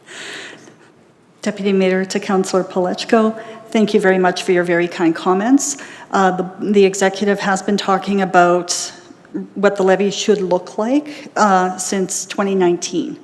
And so we've been working away at this for a while. A proposal was discussed by the board in June, and there is more work to be done to ensure that we remain sustainable and functional moving forward. We are 54 years old. This organization will not shut down on my watch. I'm planning it for another 54 years. As for Stony Plain Library Board, they have been an absolute pleasure to work with. We have absolutely no problem or hesitation working with library boards who are willing to put in the time and work for themselves, because I cannot tell them what to do. I can advise, I can support, I can be a cheerleader, I can say, that's not going to work out well for you, but I cannot do the work for them. They have to do the work, and the Stony Plain Library Board did. And huge kudos to them, and they are a model for the rest of the province. No question, hands down. And I don't say that very easily or very lightly. So thank you very much for your very kind comments. Thank you for the response back. We greatly appreciate all that you do for us. Councillor Hansard. Thank you, Madam Deputy Mayor, through you to our visitors this evening. I sat on the YRL board as a result of being appointed to our local library. It seemed to just work together real well. Some of your numbers are extremely impressive. I'll cheer you on to the 2 million mark, by the way. The number that I questioned, and then I have to keep reminding myself as I read this report, that we're talking about Yellowhead Regional Library. We're not talking about our local library. You supply materials, you work with, there's a great role you play there, but you are the regional library, which is physically located in the city of Spruce Grove, correct? Correct. When I read on page, let me see, 39 of 103, I'm not sure where it is in your report. It's the 2024 overview where you give the lovely graphics with boxes and colors and the numbers all highlighted. 175 in-person visits, and that's, I'm assuming, is in 2024. I never in a million years would have dreamed that I could pull up in that parking lot and walk into the door as an in-person visit. What do people come for? How do you help them? I only ever saw the boardroom, the front entry where we got our soup and sandwiches, and the tours that we went on, but never quite understood how the public accesses Yellowhead Regional Library. I always thought, so correct this for me, that we get to you by way of going through our own local library. Is that not true? Deputy Mayor to Councillor Hansard, you are correct. We are not actually open to the public. The number of 175 in-person visits, that's the number of visits that our staff made to local libraries in 1 year. So those are consulting visits. That's to help libraries with plans of service or collection assessment or new staff orientation. To the other part of your question, we do get people coming to the building looking for Spruce Grove Library because we are across the street from them. And so it's an opportunity for us to advocate. And if it's on Mondays, we redirect them to Stony Plain because the library here is open on Mondays, Spruce Grove was not. And so sometimes members of the public come in. They could also be in a panic. So we had a gentleman come in who was being interviewed for a job, and he had been out of work for a number of months. He realized he left his resume at home, and he came to us thinking we were the library, and of course we helped him. We printed off a couple of copies of his resume and sent him on his way. But we are not open to the public. If any member of council or town administration would like to come and get a tour of the library, or of the region, we would be happy to support that. If you would like to have a council meeting there, we would be happy to support that too, but it could be difficult. So we are not technically open to the public. Great.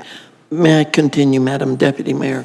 Second point, you caught my attention really hard when you made the comment that you were trying to drive people back to print.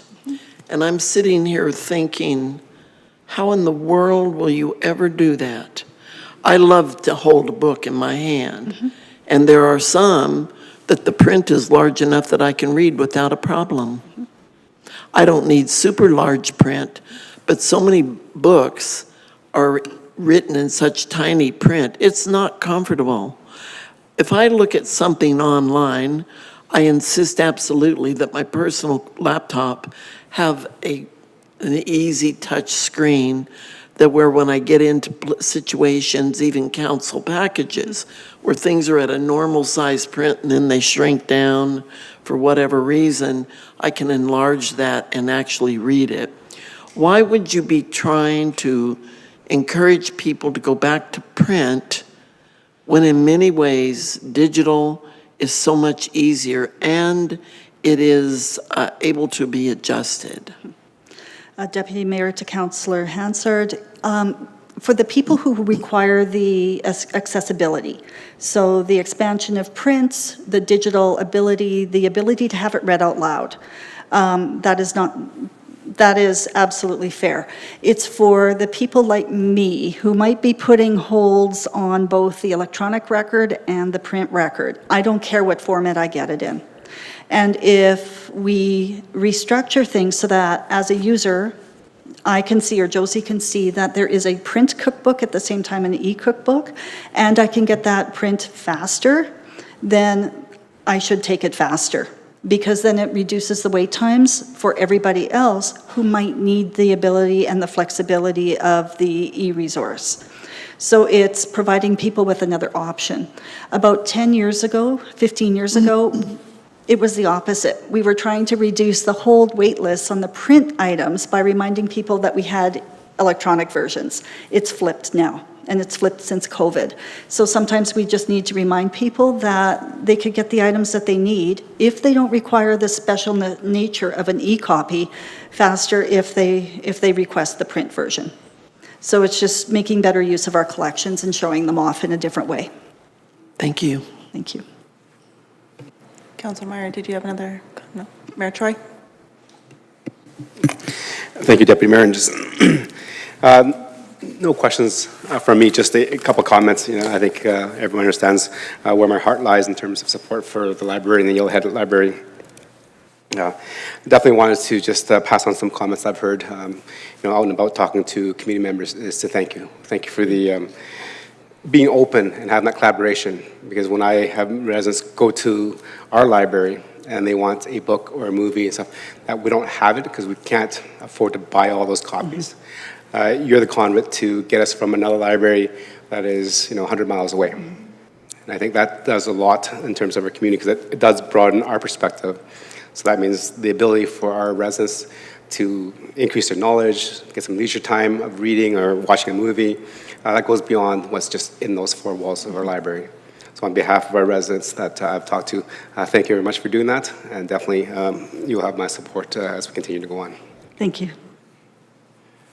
Any other comments, questions? All right, thank you so much for being here. Thank you so much. Thank you. And our final presentation this evening will be from our Shikowie student delegation. I welcome you guys to please come forward. I'm assuming we have a microphone for them instead.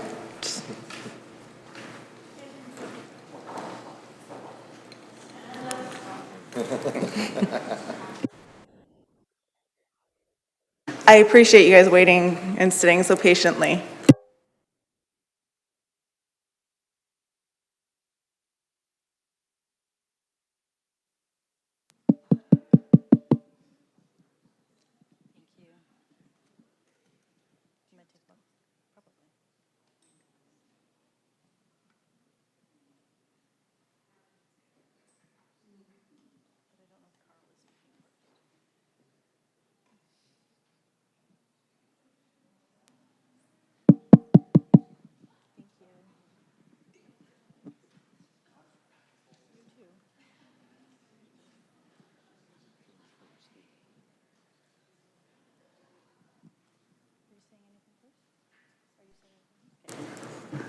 Lorraine, if you'd like to come up and say a few words with the students, you can too. Don't talk just yet. Hold it close to your mouth. Okay? These need to be close to your mouth. I can start. Okay. Good evening, Mayor and Council. Sorry, guys, when you talk into it, talk really close.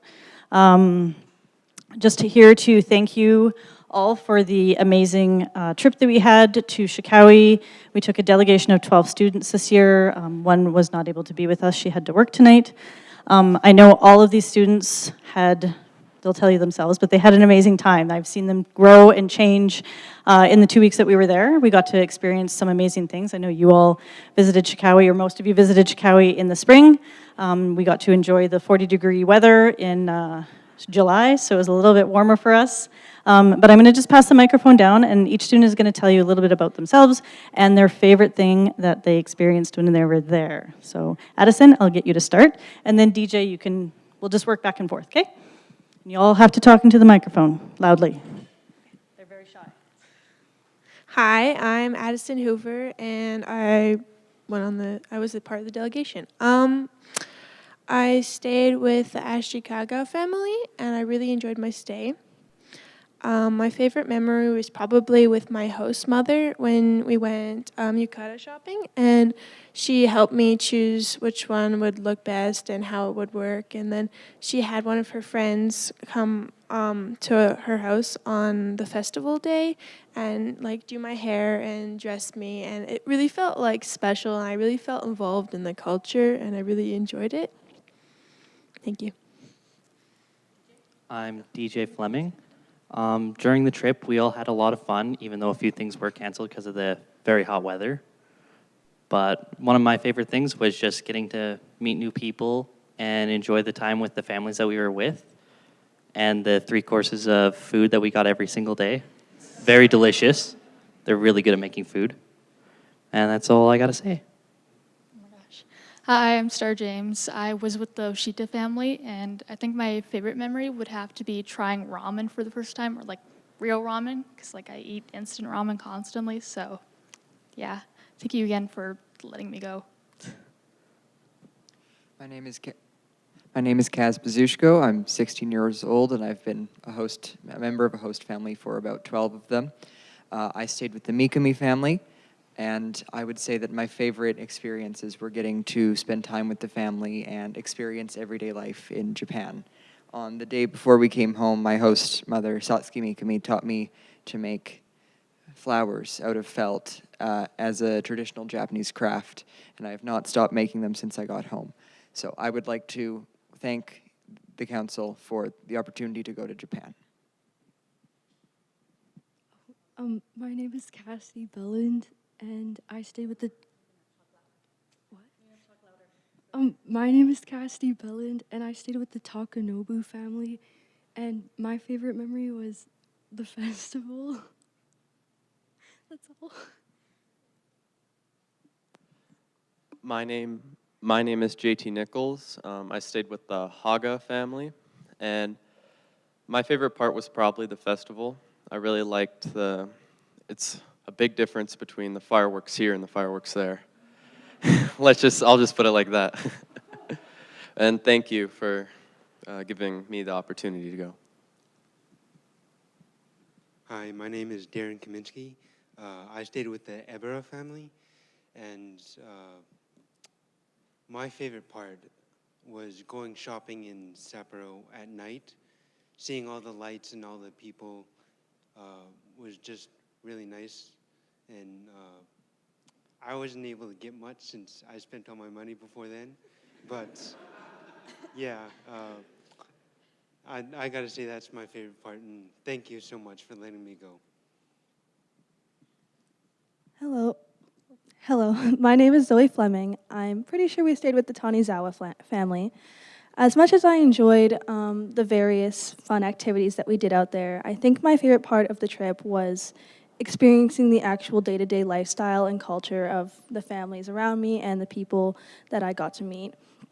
I made lots of friends out there, but just the morning routines and seeing the schools and the casual Japanese greetings there, here and there were one of my favorite parts of the trip. And thank you very much for letting us go. My name is Kaylin Nadeau. I stayed with the Ozawa family, and my favorite part of going on the trip is going to all of the shrines and seeing how they practice their religions there, and them allowing us to practice them with them. Thank you a lot for letting me go on the trip. I really appreciate it. My name is Sarah Bentley. I stayed with the Ide family. My favorite part of the trip was probably when we got lost in Sapporo Station looking for the Pokemon Center, but also the school visits and like getting to interact with kids and just talk about like our similar interests because they're really not that much different. Oh, and thank you for this once-in-a-lifetime opportunity. My name is Macy Belland. I stayed with the Ueshima family, and my favorite part was getting to know everyone and meeting the high school students, as well as going to the firework festival. It was really cool. Thank you.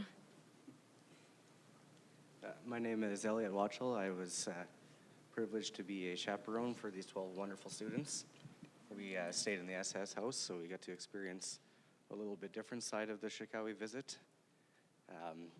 Definitely the favorite parts were the fireworks festivals, the amazing cuisine. Plus 40 was fantastic.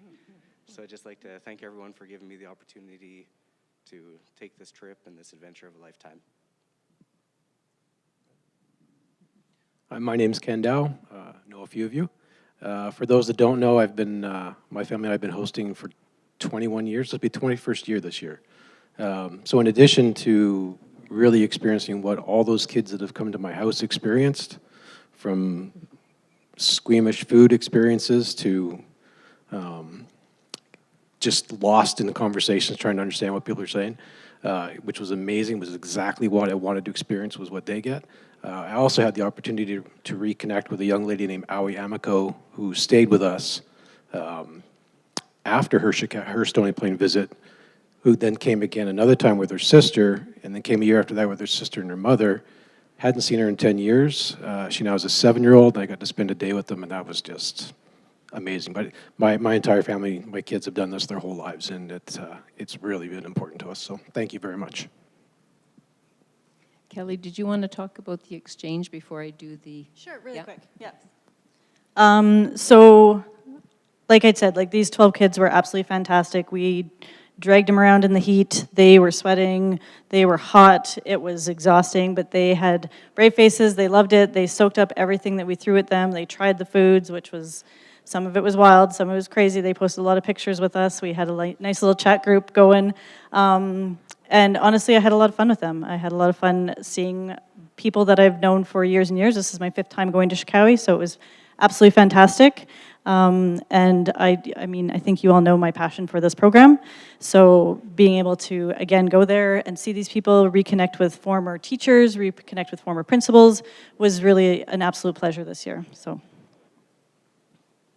Okay, thank you. So just before I talk about the long stay program, I want to say how these students represented Stony Plain in such an amazing way. And we were there for 2 weeks, or we were there for 6 weeks, 2 weeks, the students were there. And after they were gone, there was lots of chatter and lots of talk about just what amazing students they were and what good ambassadors for Stony Plain. So kudos to all of them. Thank you.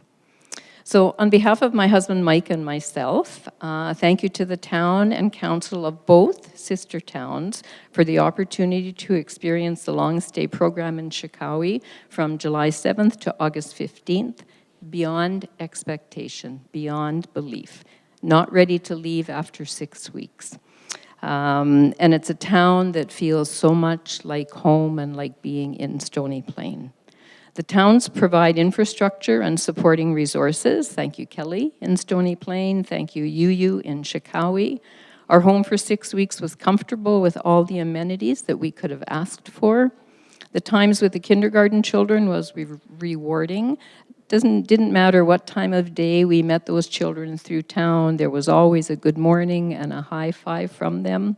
We were involved in exercise classes and yoga and high school classes and walking the town and waking up at 6:30 every morning, do you remember that? To the tune of Somewhere Over the Rainbow that was played on the town's intercom system. And we enjoyed food, cultural events.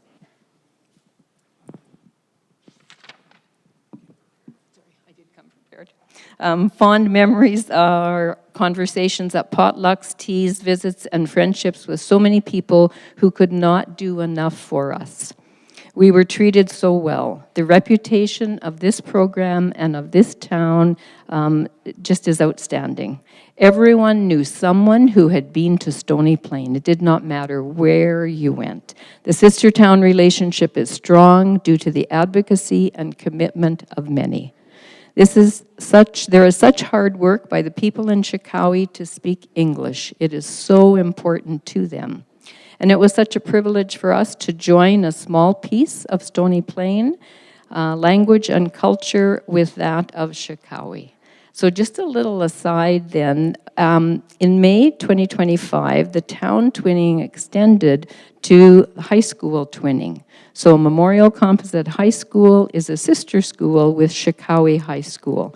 And we're exploring ways that the student short-term exchange will happen and what that might look like. In Parkland School Division, we talk about where the world opens up. This is such an example of opening our towns, our countries, and our world. Thank you very much for the fabulous opportunity experience. Sorry, I forgot one thing. A huge shout out to Kelly, who I don't know how she figured out the subway system in Tokyo, but I would have had us in Kyoto. I don't know how she did it, but thank you very much. She made that trip even better. So. Sounds wonderful. Council, do we have any questions for our students or delegation? Councillor Laurie? Thank you, Madam Deputy Mayor. First of all, I love seeing the size of the contingent this year. And this program has always been a very strong program, but we have struggled in years past to get applications and numbers of those who are willing to spread their wings and enjoy the experience that you did. And so I strongly encourage you to be continued advocates for this program. Please talk with your friends, your classmates, anybody that you know, because the experience that you have is one that we truly believe in, and it is one that we want to see continue in the town of Stony Plain. So we ask that of you, just as an appreciation that you've brought that back. That would be huge for us. I love hearing about the fireworks festival. I'm going to ask this question of administration one day, how we can get a Chicowie-style fireworks festival for our Family Fest New Year's. Probably take a few dollars, but one day I think we have to get that done, because we've just heard absolute rave things. Unfortunately, in our trip, we weren't able to experience that, but I've seen videos of it, and it looks just amazing. Now, being that there's 12 of you, normally I ask this question of each individual who's gone on the trip, but in the sake of time, if there are a couple of volunteers who maybe want to impart some wisdom on this council and share it, I'll ask them to maybe put their hand up. So for 7 years, now 8 years, I've had the privilege to be able to ask this question. And it is, what is one thing different in the way of life and the culture in Japan that you believe you would like to see here, and why would that be incredibly valuable? So do we have any volunteers? Probably the cleanliness. There's like no litter anywhere. It's so clean, and everyone just recycles what they're supposed to, composts what they're supposed to. I wish there was more here. I know we're trying, but it could be so much better. Somebody have a mic? I got it. Okay. I noticed a lot while I had my time out there that, one, the cleanliness, but the respectfulness between not only people and others, but people and things and places, and they treated everything with such respect and gratitude, and I really wish I seen that a lot more out here. I know it usually bases on how people were raised in each family, but it was a truly nice experience to see how people interacted with each other and gave a base of respect that was much higher than we see out here.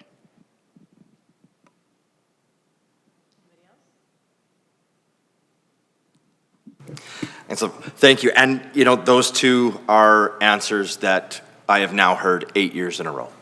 And, it's something I've had the pleasure of experiencing myself, and I would completely agree. And so I just impart the wisdom that you do have the power of change. take that learning, take that experience, take that culture, put it into your own lives, your own daily lives. Set that example, because sometimes all it takes is for somebody to see somebody else doing it. And so in learning that and understanding that and feeling that and what you've brought back, again, please continue that advocacy for our program to your students, your classmates, your friends. And then if you loved what you experienced there and you feel that it would benefit us here, be that example. So thank you again so much for coming presenting to us. This is honestly one of my absolute favorite presentations we see all year in council. Councillor Pletchko.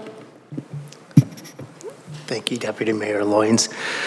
I think one of the things I always get excited about is when I see the number of people that stand in front of us and the experiences that you've brought back. I think one of the things that really excites me, coming back from my own trip this past year to Japan, was the connections that you make with people. It's the long-term connection that you will find as you move along, that you will probably stay there forever. And one of the things that's great about this program, it allows you to know when that program is going over there, which allows you to send something or even a nice little letter to the people that you've met over there and stay in touch with them. And vice versa, it allows them to be able to send that little trinket back for individuals. So I think the long portion of what we do in life with the connection we have through this program is not just about going there and remembering what you've done. It'll be the connection that you've come to have for a long time. So keep that in mind going forward. You're probably going to have a very long connection, and they will reach out to you through time as well. So keep that in mind, enjoy that, and remember the great place that Japan is. It is a wonderfully clean place to visit, and probably the most friendly place I have ever been in my life.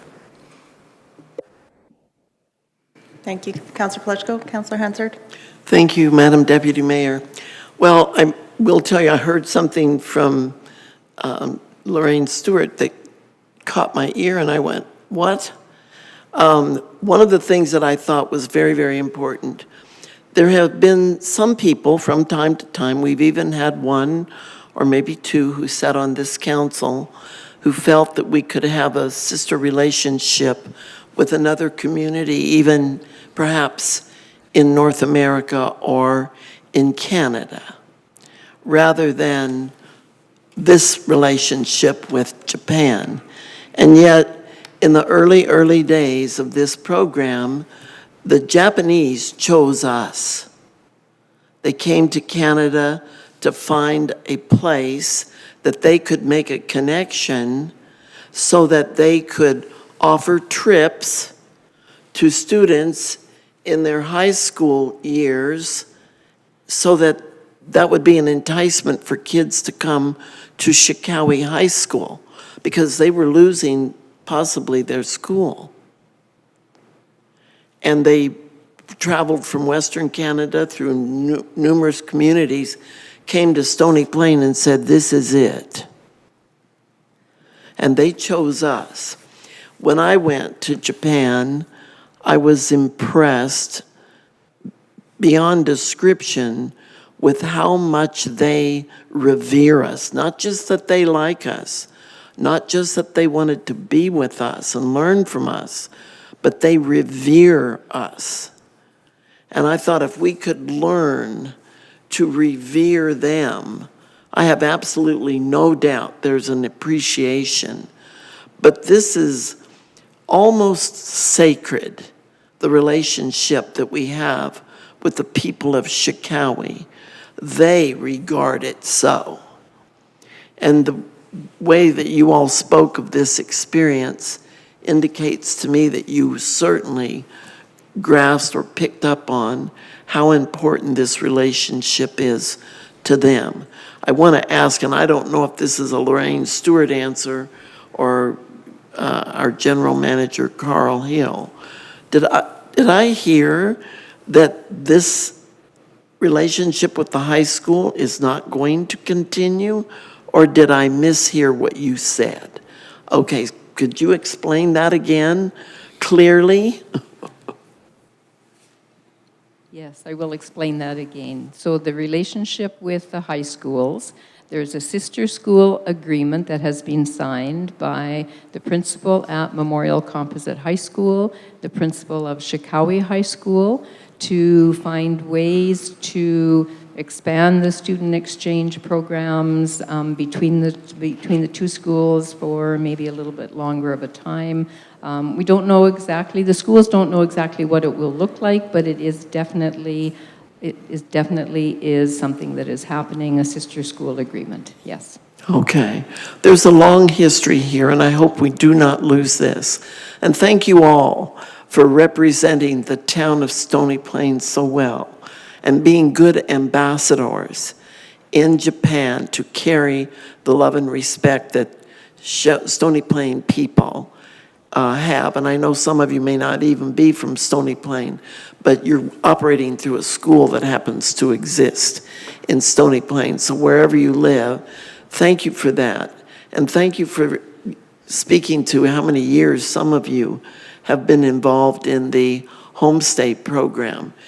It is well worth doing. Where we build friends across the world, we will not have enemies. And we appreciate that so much. Councillor Anderson? Thank you, Deputy Mayor, for that. And thank you to each of you for being here, to our chaperones for being here. I know we have some family members in the back there that certainly have supported this, both in time and energy and fiscally and all of those things. What I found very interesting about your presentation this evening was really an extension of what I think we experience with our sister community, and that is that expression of gratitude. And I believe I heard each and every one of you thank us. And I want to turn that for a second back to you to say thank you. Because really, you're the ones that stepped out of your comfort zone. You went to a country that you may not have known a ton about. I know Japanese is part of our school curriculum, but I think it's in early junior high. But to a language maybe you haven't spoken before, to a cuisine that you hadn't experienced to its fullest extent. I think Kelly's description of wild at times was certainly my experience as well. But we often we currently live in a world of division, and I don't think that's lost on you as students, that there is dysfunction in our world today. But so often that dysfunction comes out of ignorance. Now, when I say ignorance, just the true definition of the word is a lack of information and understanding. And when we don't understand something, there can be a fear that seeps in because we're not sure what it is that we're going to experience. And so out of that uncomfortableness, out of that lack of understanding, we see division that occurs. And you stepped out of your comfort zone from what you know here in an English-speaking community. Some of you may have learned a little bit of Japanese, but it only takes us so far, and we learn how little we actually know and speak when we're immersed in a culture. And this experience, I hope, has broadened your worldview, has brought an understanding of what it means to interact with somebody that's different on some level than you are. And I truly believe that that experience extends beyond Canada and Japan. But anytime you come across somebody in your future that practices a different religion or speaks a different language or eats a different cuisine, that you can now rely on the broadened worldview that you have when you go into those interactions of understanding. And I heard the comment of once in a lifetime, and my hope for each of you is that it wasn't once in a lifetime, that you'll continue to embrace opportunities to step out of your comfort zone, that you'll continue to embrace opportunities to engage and learn from people that have differences than yourself, because it truly is that measure of understanding. I don't remember exactly how Councillor Hansard put it, but where we have friends, it's tough to have enemies. And never underestimate the power that you have to set that example as youth, because you're going to be the ones moving into administrative roles or council chairs or the Prime Minister's seat with the federal government that has the power to invoke change. And we're thrilled. I agree with Councillor Laurie. This is by far the favorite presentation that I've heard in my time on council, because I believe it impacts the future of our municipality. And super grateful that you took the opportunity to go. Super grateful to your families for the support that you've received, and truly look forward to seeing how you embrace those experiences excuse me, as you move forward. If I can offer any encouragement to you, I had the privilege to travel abroad when I was about your age, and the one thing that's really made a difference for me was I had something that allowed me to remember that experience by. Now I'm an old man. One of my students today called me Santa because I have the white hair. So we're going back a very long time, but I continue to have that artifact that reminds me of the experience that I had in a new culture. Experiencing something that was so foreign to me, and it continues to shape my world today as an old man. So I hope you carry with it your experience with you for a long time, and I hope you have many more opportunities to experience something a little bit different than what you know today. Add one thing to that, sir. You mentioned about divisiveness and stuff. One of the things that stood out to me, I think more than anything, was just how much we have in common with the people there. So parents raise their kids, kids grow up, people get jobs, people are stressed, so much is the same for all the differences, and it's easy to see the differences, but yeah, it was.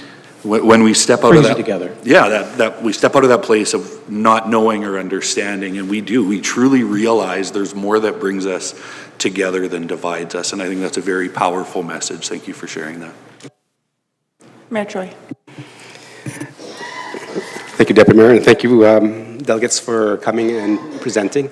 And I know it was probably uncomfortable when you're standing up front and staring at 7 of us. We're actually really not that bad people once you get to know us, just like as you trip to Japan, as you learned, and you kind of found things that are new, that opened your eyes.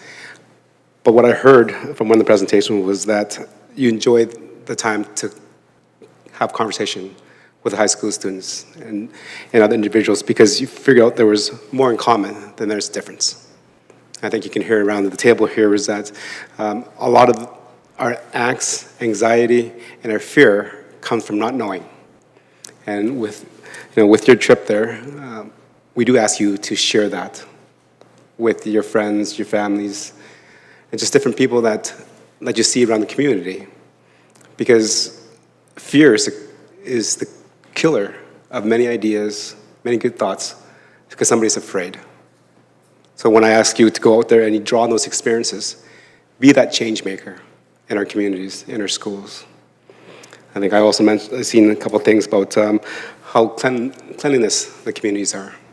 Be that change maker. When you're walking down, you see some piece of garbage, pick it up and put it in the next garbage bin. In your schools as well. I remember when I was going to school here, I don't know if the Parkland School Division still does it, we used to have a day where all our students went out to clean the fields. We took the time, we took a walk, we walked around the entire perimeter, we picked up garbage, picked up stuff, because we were part of that community. And when you grow up in that community, you feel like you belong. There's a sense that it is yours and you are protected. And you will prevent other people from damaging it and not misrespecting it, I guess. I think somebody else said it's just the lack of respect on things. It's because there's no ownership. So going forward, I just ask you to be that change maker. Show the community what can be done and how we can affect change. So thank you. Thank you, Mayor Troy. Councilor Mara, do you have any? You're good? Okay. Mayor Troy said it best. You guys looked terrified coming up to talk to us. Again, we think we're generally pretty nice people, but it is intimidating. The one thing I did notice, though, is every time you went to talk, your faces lit up with joy. And that was amazing to see, because that is that spark that Mayor Troy is talking about. And Kelly, you have it too, right? You said you were very passionate about this program, and you can see it. And I appreciate everything you do to make this happen as well. And chaperones, right? You did it too. Elliot, this is your first time, and even you got the same spark as the students. So whether that makes you one of the young guys or the old guys, I don't know, but it works. So thank you for everything you guys do. Thank you for sharing your experience and your light with us. Some of us have had the opportunity to go there, and we've seen the relationships that can get built very quickly, and becomes family. Councillor Laurie and I had the privilege of attending a dinner not too long ago where generations of families connected over their shared experiences with this exchange program and their adult children, which are almost 40, who did the trip when they were your age. And they're still friends and they still get together twice a year. So it truly is amazing how long those relationships last, and I hope you hold on to them very dearly. So with that being said, and seeing no more questions or comments, I would just like to ask for about a 15-minute break so we can take a photo with the students and Lorraine and the delegation, and we will see you back then. Thank you.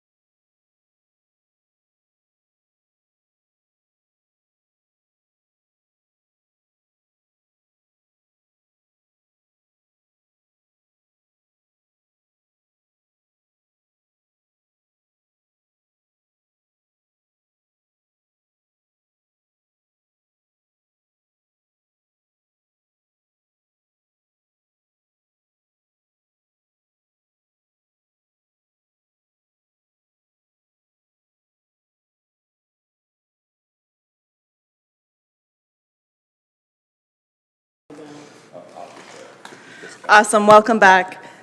So next on our agenda is the adoption of the council committee minutes. Councillor Meyer for the motion, please. Yes, thank you, Deputy Mayor Loynes. That the July 7th, 2025 Governor and Priorities Committee meeting minutes be approved as presented. Members of council, you've had the opportunity to read and review the committee minutes from July 7th. Are there any errors, omissions, or corrections? Seeing none, I'll call question. All in favor?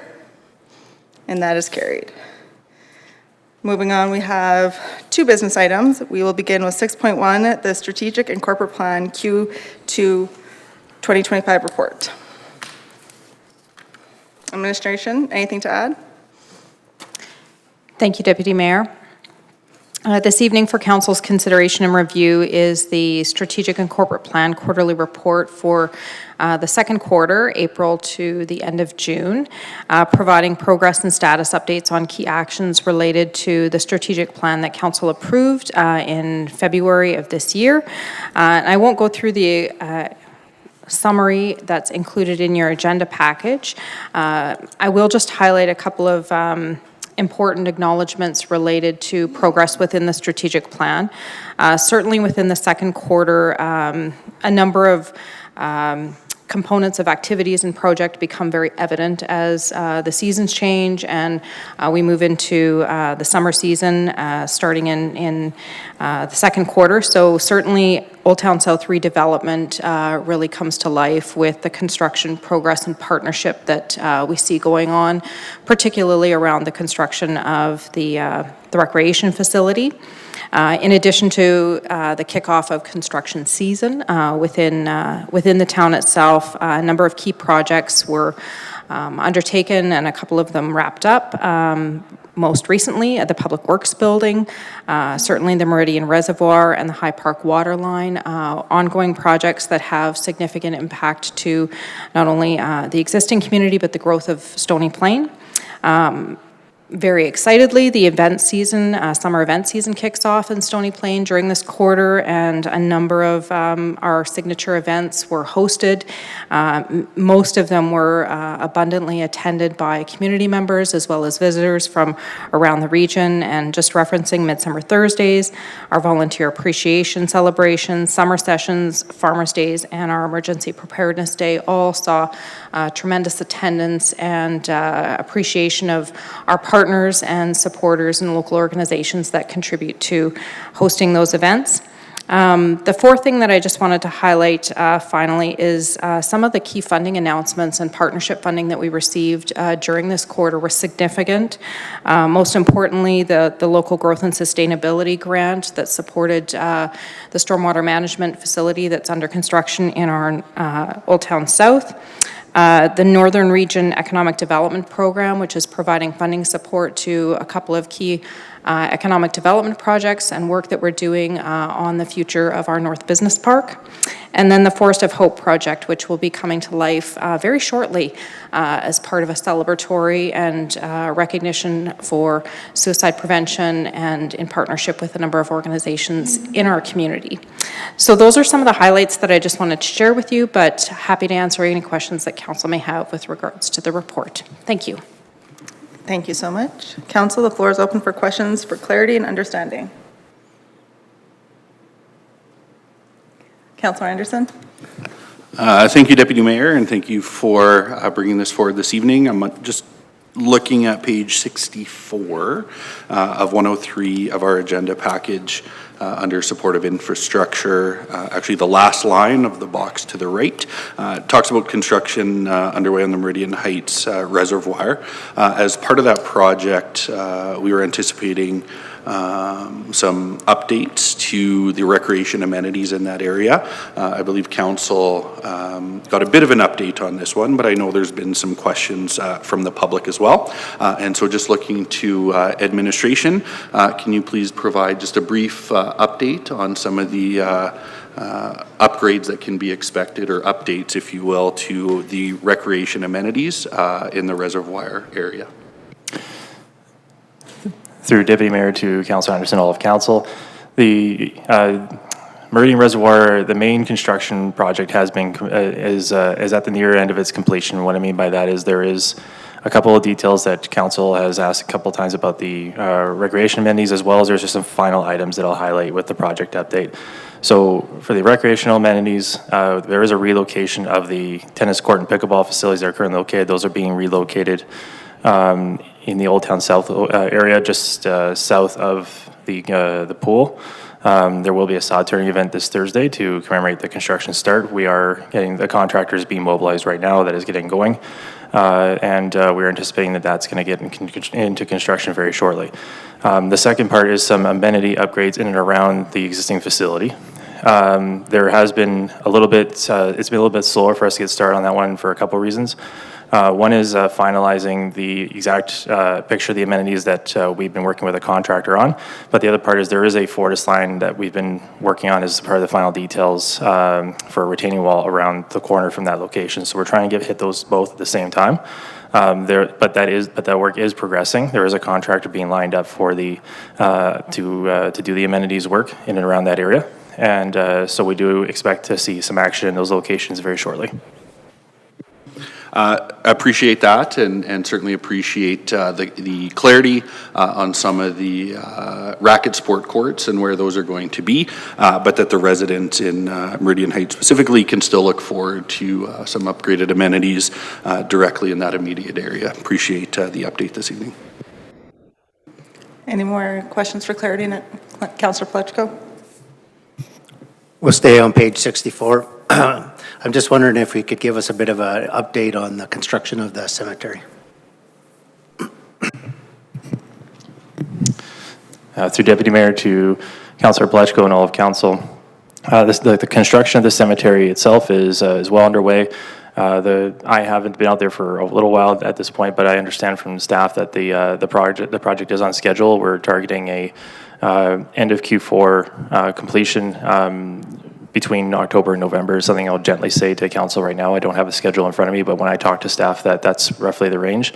There has been, I understand, a major site grading has been completed. They're moving into more of the finer details right now. I don't have an itemized list of stuff that they're working on at this moment, but in talking with staff, they're pleased with the progress that the contractor's making and anticipate that it will be completed this year. Any more questions for clarity, understanding? Go ahead, Mayor Troy. Thank you, Deputy Mayor. Just a question in terms of where we're at in terms of the partnership for the storm pond in Old Town South. I think that's one of the catalysts for us, for our completion of the rec center phase 1 and also the new school as well. Your Worship, maybe just to clarify for sure here. So I believe you're asking about the Brickyard Storm Pond is the one you're asking about? Okay, yeah, thank you. If the General Manager can speak to the progress on that. Thank you for the clarification through Deputy Mayor to Mayor Choi and all of Council. So the work on the Brickyard Storm Pond is also progressing quite well. There's some additional site services that we talked about this evening about being installed for the surrounding area, but the pond construction has been very visible to the residents and those that drive by it every day. The contractor for the developer has been making good progress on that, and we do anticipate that being completed on time. Okay, thank you. Okay, again, any questions? Seeing none, Councillor Anderson with the motion, please. Thank you, Deputy Mayor. I'll move that the Strategic and Corporate Plan Q2 2025 report be accepted for information this evening. Any debate or discussion on the motion?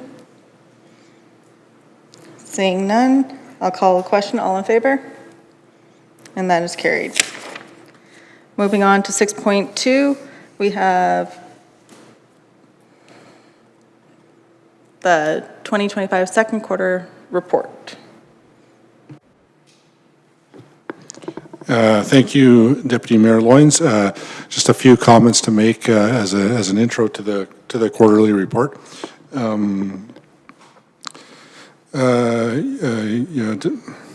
Deputy Mayor and to the rest of Council, a couple of things I wanted to point out of note. Page 82 speaks to hazard reduction burning that our fire department took on a couple in the quarter.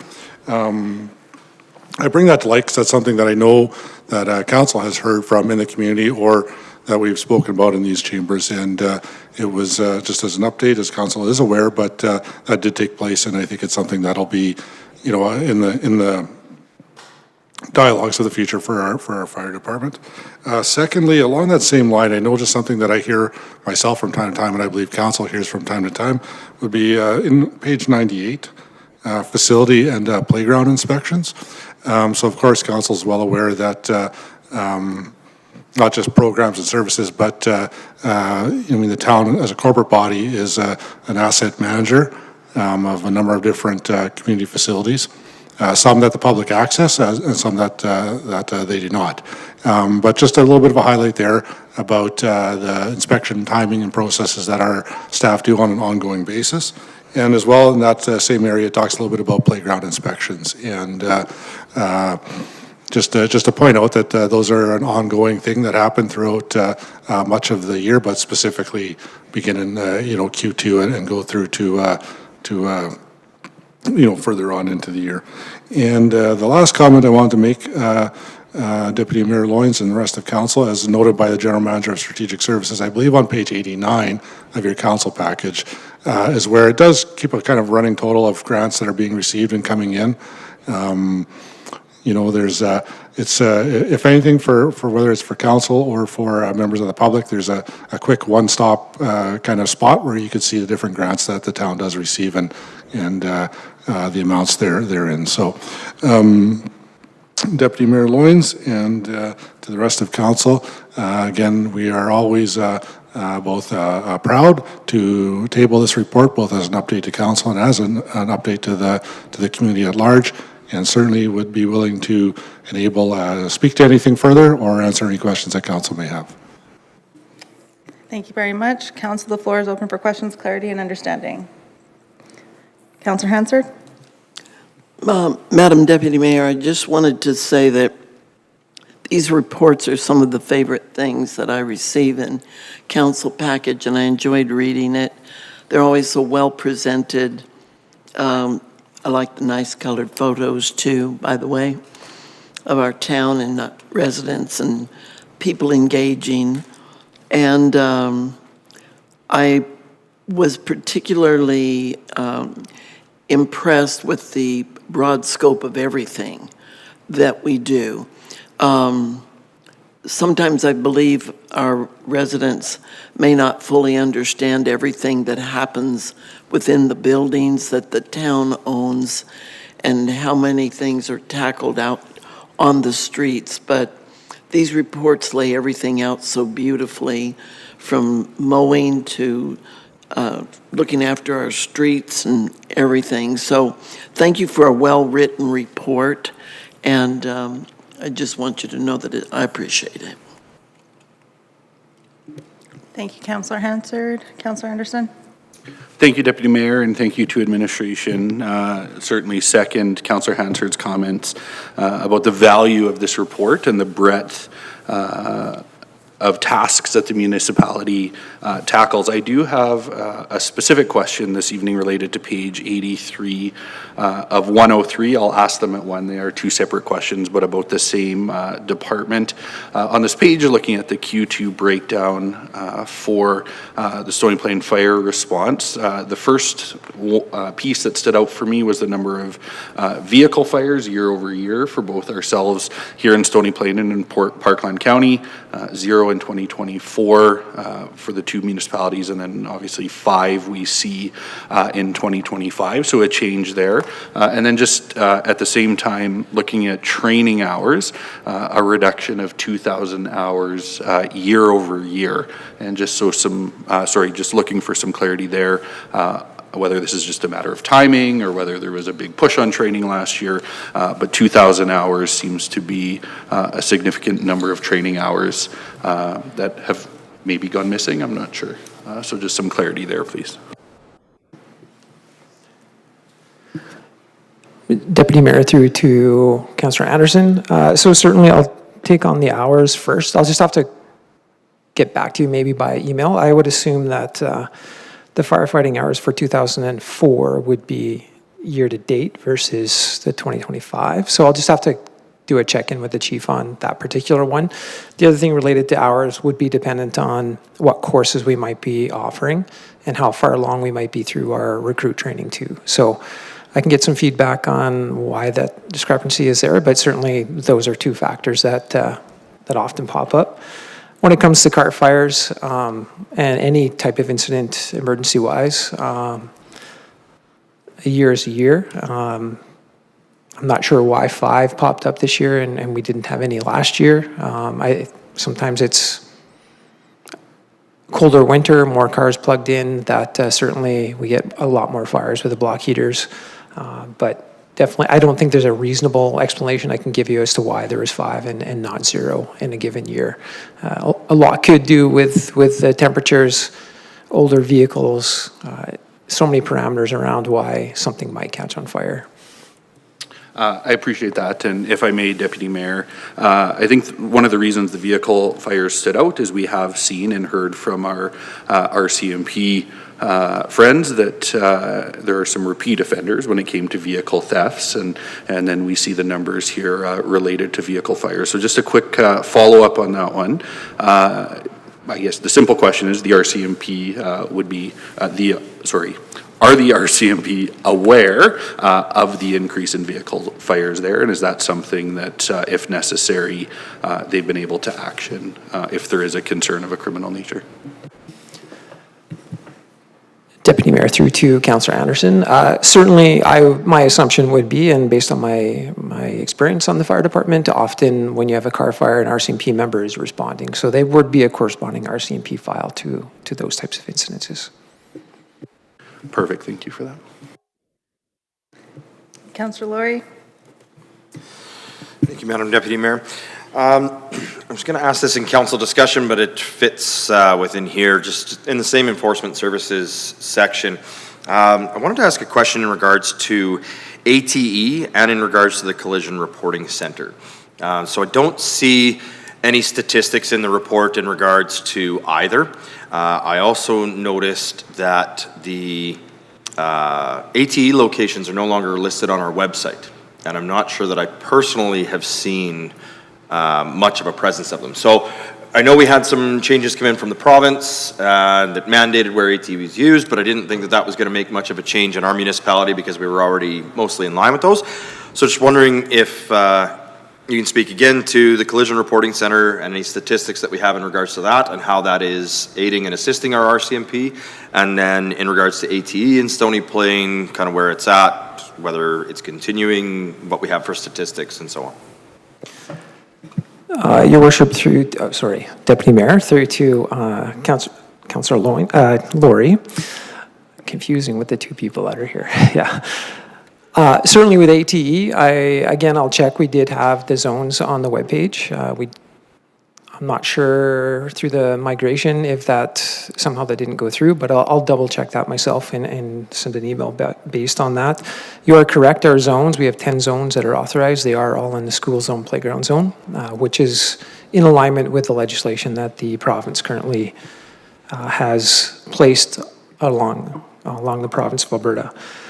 Certainly with respect to them being out, we do get reports they are allocating their time based on the hours that we have in our contract. I can attest that our numbers are lower with respect to fine revenue related to automated traffic, but our contractor is still engaged and our contractor is still wanting to be in our community to exercise that authority. Under the current legislation, we do have some options. We're still waiting for the province with respect to how we go about potentially moving forward with some of those options in terms of, I think red light, and it would be the only, but not speed on green. So something that we might have the authority to do. However, there's justifications that have to go along with that in order for us to get that permission. So we're still going through the motions with the province related to whether or not it's something that Stony Plain could entertain. Second question was related to the collision center. Collision Center, certainly, I don't get a lot of stats related to that particular center on a monthly, weekly basis, something we could look into for sure. Definitely from talking to the inspector, the amount of work that has been taken away from the detachment is on the higher level.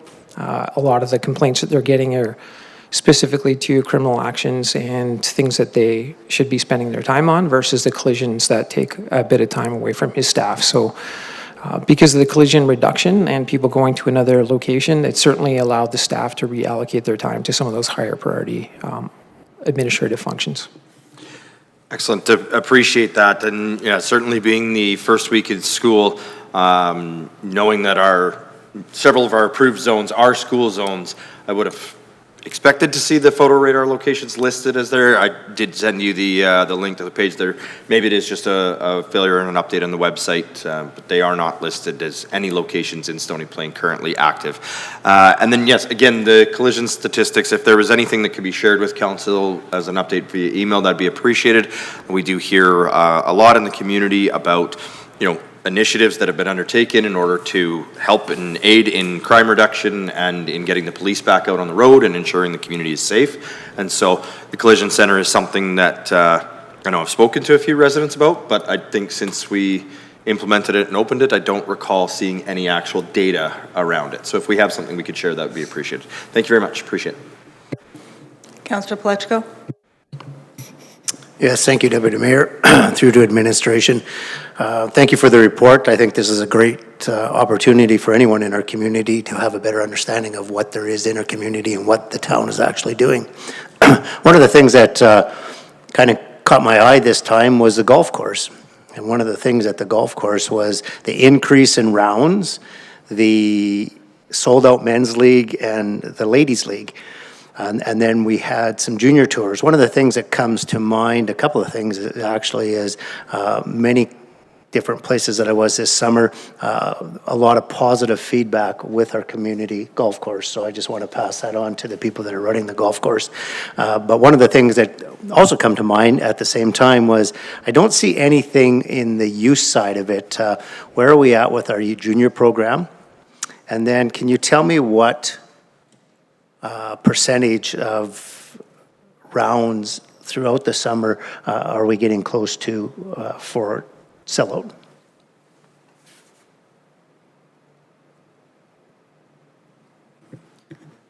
Deputy Mayor, through to Councillor Palechko. On the junior, I do know that our junior memberships sell out on an annual basis, and we do have a wait list, so I do believe that program's successful.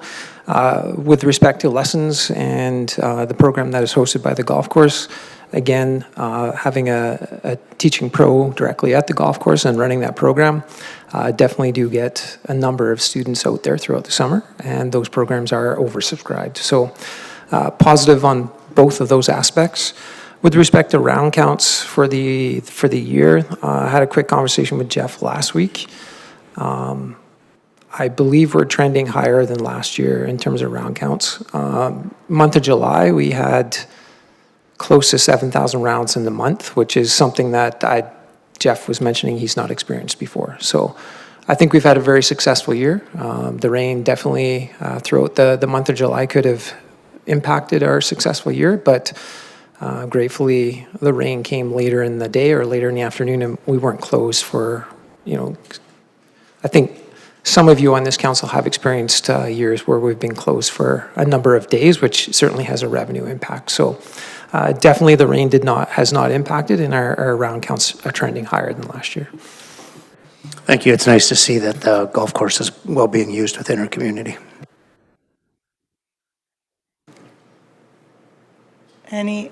Councillor Meyer? Sure. Thank you, Deputy Mayor Loynes. Just turning to page 90, I believe it is 90. At the bottom there, strengthening collective impact, increasing awareness of newcomer experiences. Now, anecdotally, it does appear that Stony Plain is becoming a little bit more diverse. I'm just curious, if we collect any stats in regards to the success of these programs, or any statistics in terms of our new Canadians choosing Stony Plain.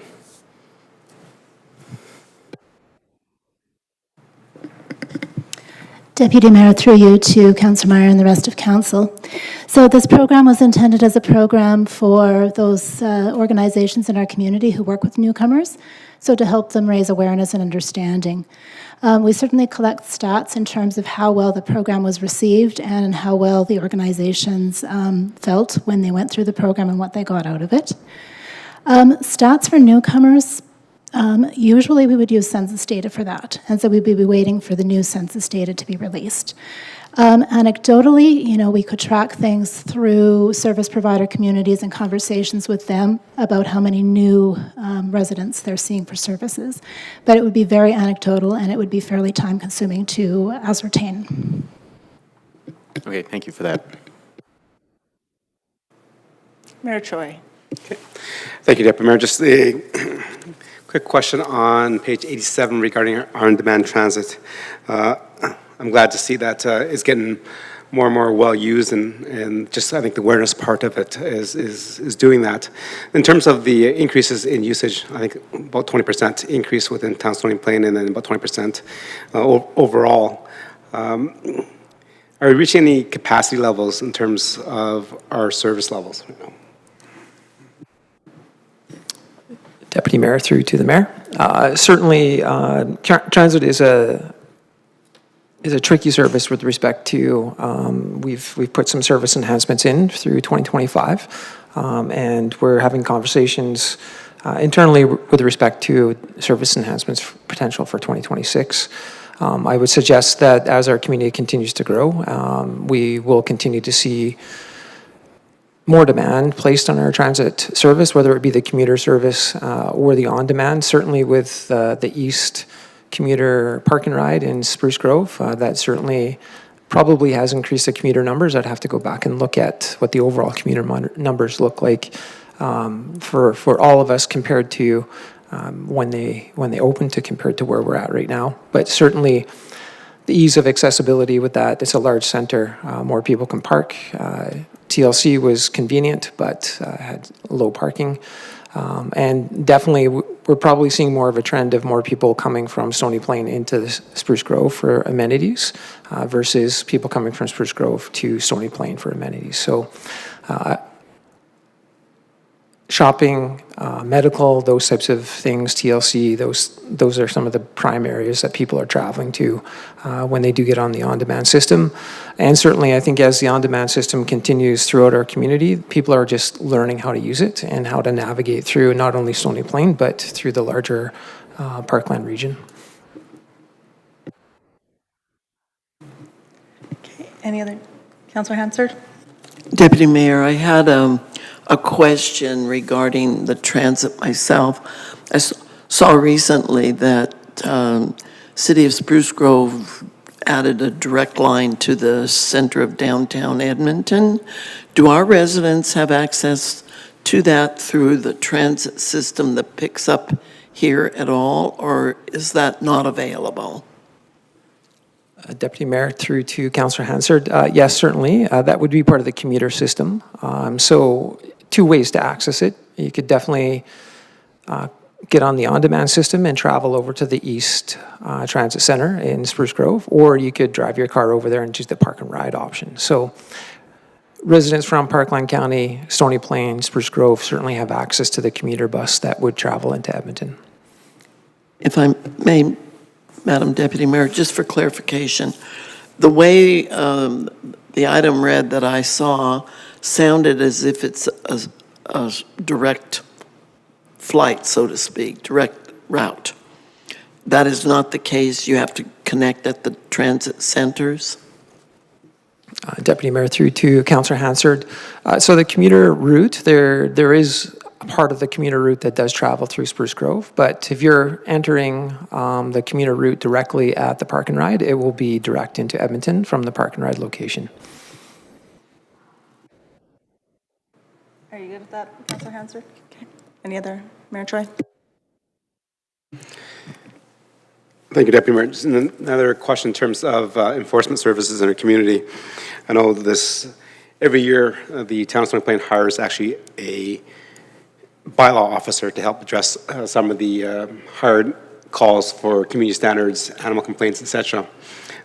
as we continue to grow and there seems to be more and more call and demand for enforcement services, can the administration provide kind of a trend of looking at, does administration see it more beneficial to add another bylaw officer in the summertime to free up CPO time to be able to address some of the issues that we're hearing in our community? Deputy Mayor, through to Mayor Choi. Certainly, that's some data that we can ask the CPO supervisor to look at. At this, I wouldn't want to comment on whether we should or could. Definitely, throughout the summer months and depending on the year, sometimes we have a higher level of files or a number of files related to community standards, and sometimes it's not as high. Animal control this year seemed to be on the higher end than last year related to some of the files that we dealt with. So certainly is something that we can look at to determine whether or not that strategy would be one that we would want to continue or consider moving forward through our corporate plan process. Okay, thank you. Thank you. Any other comments or questions? Councillor Anderson? Thank you, Deputy Mayor. I do have a bit of a second line of questioning moving away from fire services, and that's to page 89 and our projected reserve balances. And one of the questions I had wanted to ask was related to administration's perspective on the health of our reserves, and if there was confidence in administration and the reserve balances that we're seeing here as 2025 projected balances. But I went back to our 2025 to 2027 corporate plan, and there's a couple of numbers that don't seem to be sort of flushing out for me. And so just looking for a little bit of clarity, whether that's due to incoming grants and expenditures not paid out, I'm not sure. But the first one being the utility reserve specific to capital. In our corporate plan, the utility capital reserve projected for the end of 2025 was 2.3 million, and we're seeing here 2025 projected to be 5.7, so a significant difference, more than double there. And then the second one, actually, we'll just start with that one, and then maybe my second question will be answered with the first one.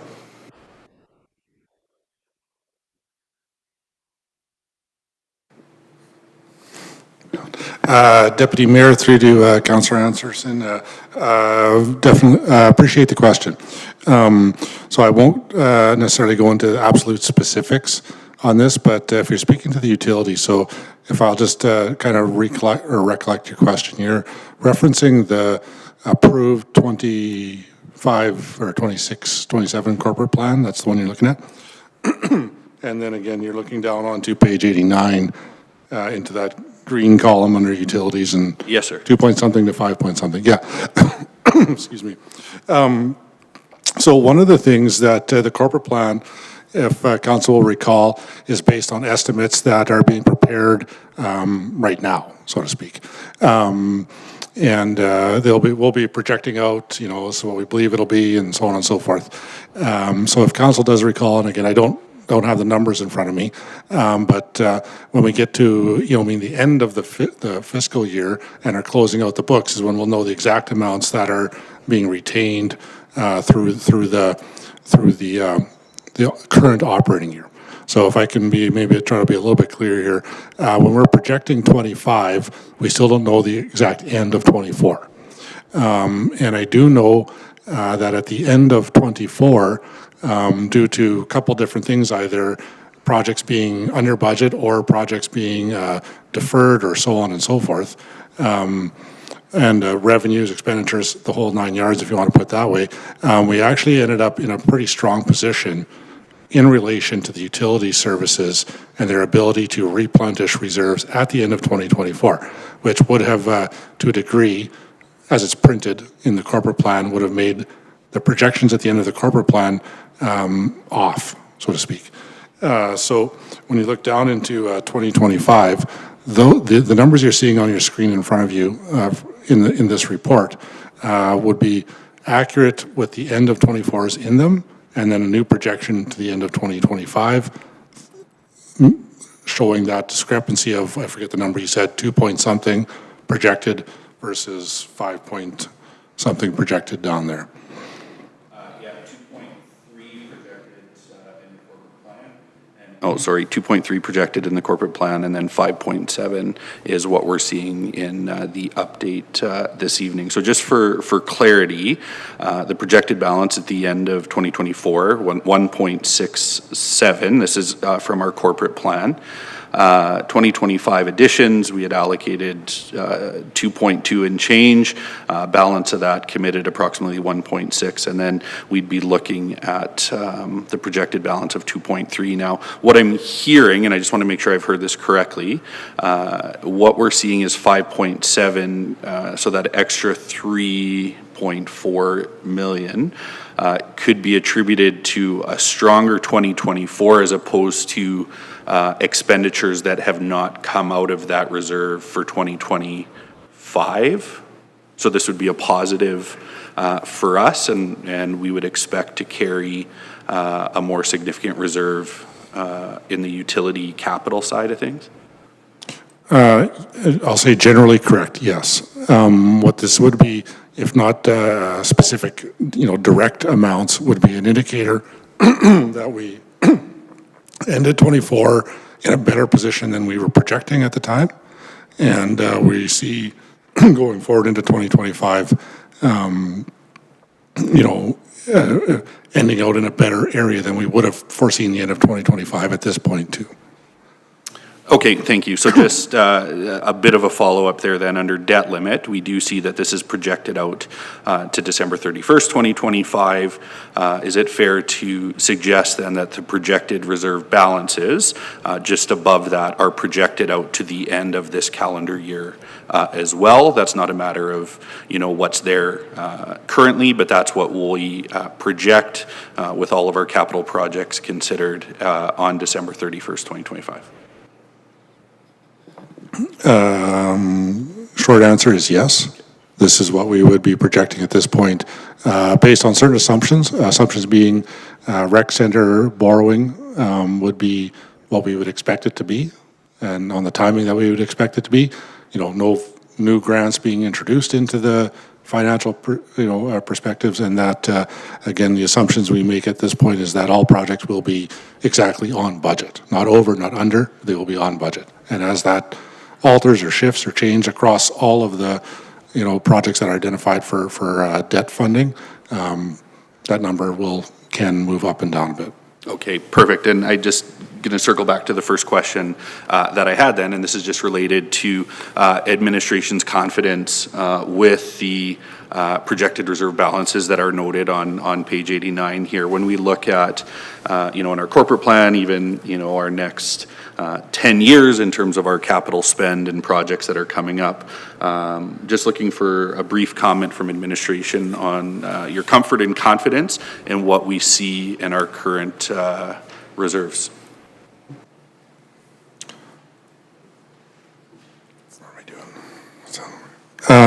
Thank you, Councillor Anderson, through you and the rest of Council, Deputy Mayor. There's a couple of different comments I can make to that. First and foremost, I know, I believe that we are projecting one of our highest reserve balances on record for a number of years. So that's important in that regardless of what projects may or may not be approved, not approved, so on and so forth, that number is sitting at a higher level than it has in the past. As it relates to future projects, the reserve balances in the utilities, as I kind of mentioned, are at a reasonably healthy level for what projects that we are considering into the future, and I would say similar to for a number of the other capital reserves. I would say, the other aspect of that is the projects that are out there, and council's direction at the time or council's direction in the future, and so on and so forth, need to be and have been, mindful of the ability to finance the projects themselves. So over my own experience, that's why I pointed out the bottom line, so to speak, is that it's higher. And that allows for, further flexibility on choice in the future. As council is aware, some of the project approvals have put the debt limit higher, which conversely can limit some of that flexibility. So it's a balance of flexibility that I think is really what looks to be achieved. And I think we're in reasonable shape that way to do so going into the future. No, and I appreciate that. Certainly, there's been a concerted effort. I know over the last term, investment in asset management, in reserve replenishment, and so on, hoping to leave the municipality in a good fiscal state, and that those reserves sort of align with some of the asset management pieces that are in place, and look forward over the next while to seeing that flush out. Appreciate the response this evening. Thank you, Councillor Anderson. Any more comments, questions? Okay, so turning to page 98 and looking at the left-hand side for the Q2 highlights, I'm looking at Pitch and Week. It said that we had an increase of participants in group number. However, we saw roughly about 100 participants less. I'm curious how that affected what the end results were for Pitch and Week.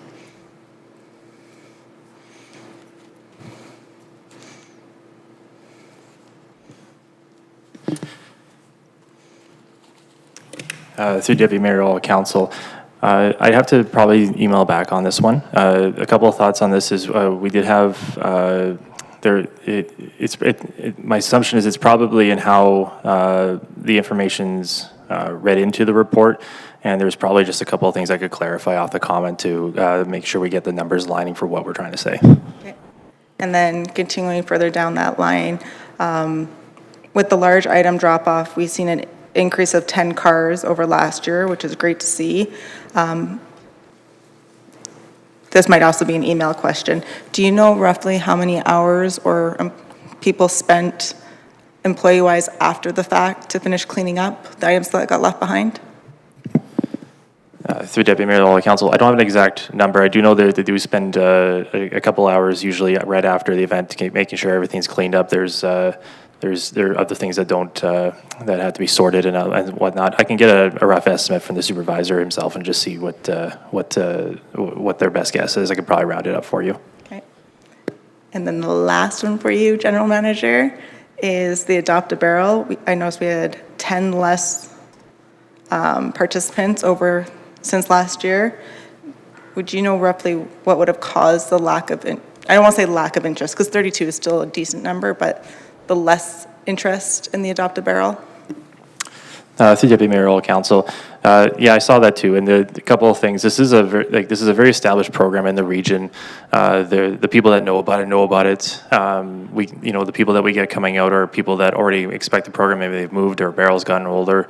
They've changed their things around their house. So we're the early adopters of this program have been long past. Now we're getting into people who cycle through, and certainly these are we're seeing these are still good numbers to see for this program. It's still, and it provides value for the community in storing water, for making use of rainwater in and around their properties, limiting the amount of water that goes in and around their neighbors, ensuring that it goes to the right location. So it's still a program that we're seeing good interest in, that it serves a good purpose in the community. So we wouldn't see any issues with these numbers as they are.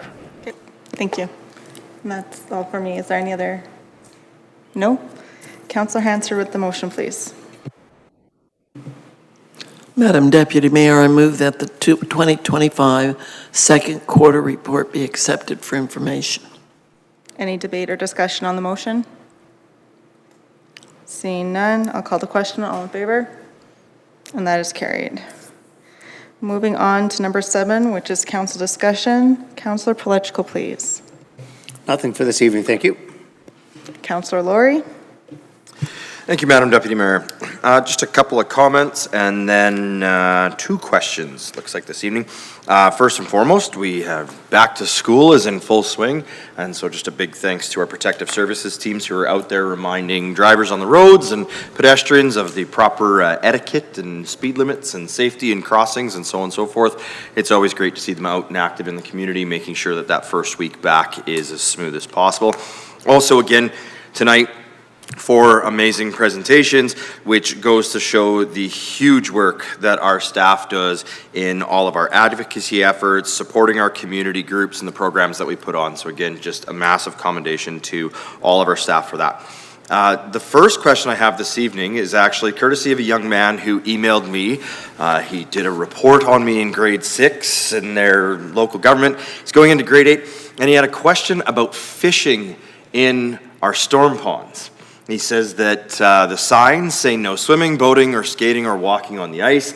I would assume, well, I know we're not stocking them. I would assume the likelihood of fish other than a not supported discarded goldfish may not exist in there. But I committed that I would take it forward and ask for him, is fishing allowed within our storm pond network? Because it doesn't say so on the website. Deputy Mayor, through to Councillor Laurie. Certainly a great question. Certainly one off the top of my head I cannot say yes or no to. Definitely will endeavor to look through our bylaws. Off the top of my head, I can't recall any language in our bylaw that talks about fishing, and we do talk about not golfing in our parks and things like that. So I don't want to commit to a no, and I don't want to commit to a yes. So I will commit to a review and I get back to you tomorrow morning. Thank you very much. I will forward you this this email, and you can let me know off that, and I will reply to this young man. The second question I have is the bird scooter usage would appear to be increasing in the community, which is great to see. Multiple modes of transportation, having active transportation in the community is fantastic. I'm just wondering, what is the seasonal removal date for the bird scooters? And will council, whether it be this council or the future council after election, receive a report sometime in Q4 about the usage this year? Deputy Mayor, through to Councillor Laurie. Certainly, yes, a report at the end of the cycle. I have inquired about reports midterm. Basically, interested to see where people are riding the scooters and what their patterns are. Definitely, they've given us some usage stats, but it's in a format that I can't make sense to you with respect to providing you any benefit at this point. So I'm definitely interested in how many times did people go from here to Spruce Grove? Are they on Main Street mostly? Is it east-west? Certainly in the first years, the city of Spruce Grove's usage, they definitely were able to say that people are using them going from east to west and west to east versus the north-south direction. So interested to see those stats when the program completes. Typically, they told us that the program will be sometime in October, so second, third week, depending on weather again. When it starts to get tricky for people to navigate using those devices, they pull them pretty quickly. So I would estimate probably in the same alignment with the closing of the golf course, you'd likely see the scooters disappear from the community. Excellent. Thank you very much. Appreciate it. That's all for me this evening. Mayor Choi? Thank you, Deputy Mayor. Just one, actually I have 2 actually. The first one is actually a thanks to Public Works or to whoever addressed the entrance to Higher Park and 628. I don't know if you've driven through there. The underbrush has been cleaned and looks really nice and well kept. That individual is actually looking for increase in that as we go down 628. I'm not too sure if that's our transportation responsibility or Town Stony Plains responsibility, but that definitely needs to be kept a little more, as it is a main entrance into our community. So just want to pass along that thanks from a couple of residents that have stopped me on the trails. I have a question in terms of the West Terra entrance on 628. Currently, right now, it has been ripped up to facilitate the water trunk connection and expansion. So one of the questions that has come up going through the community is it possible to build a right-hand turn and left turn out of that? So instead of rebuilding as it is, where we know that residents are trying to squeeze in there anyways, it is right now taken apart. The center medium is gone. can the town of Stony Plain facilitate a right-hand turn bay and a left-hand turn bay coming out of West Terra? Through Deputy Mayor to Mayor Choi and all of council. I'll give a two-part answer to that. So I'll check with staff, but I can reasonably say that that's not something I think we have in scope right now. So there's that. But there's I'll take your question back, and I'll talk with our commission staff and our engineering staff about what options we might have. When we do these projects. Something that we're always mindful of is not allowing the scope of the creep too much into another bigger project. So realizing that there's a request from council about asking about can we do something, that's certainly something we can look into. I don't know, I can say that it's not something that is currently planned right now, but I'll get some comments back from our engineering staff and pass it along to council on this question. Okay, thank you. Councillor Anderson?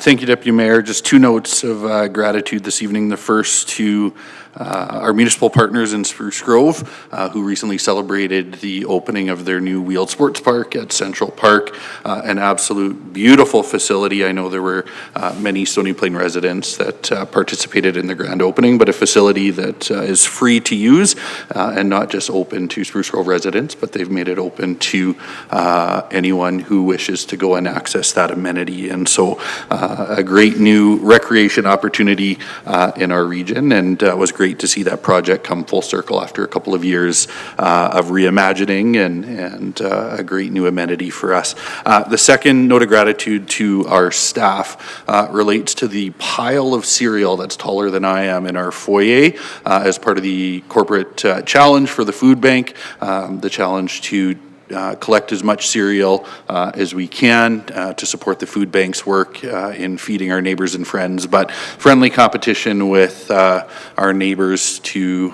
the east and the county as well.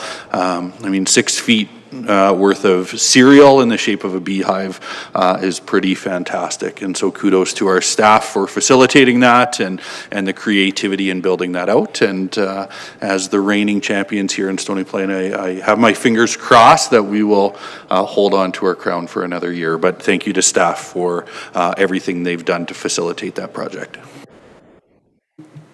Councillor Meyer? Thank you, Deputy Mayor. Not much from me this evening. Just highlight the Saturday's 11 a.m. MAD annual monument ceremony taking place at the RCMP building and the monument sitting beside it this weekend that I will be attending. Thank you, Councillor Meyer. Councillor Hansard? Believe it or not, Deputy Mayor, I do not have anything I'm going to add this evening. Okay.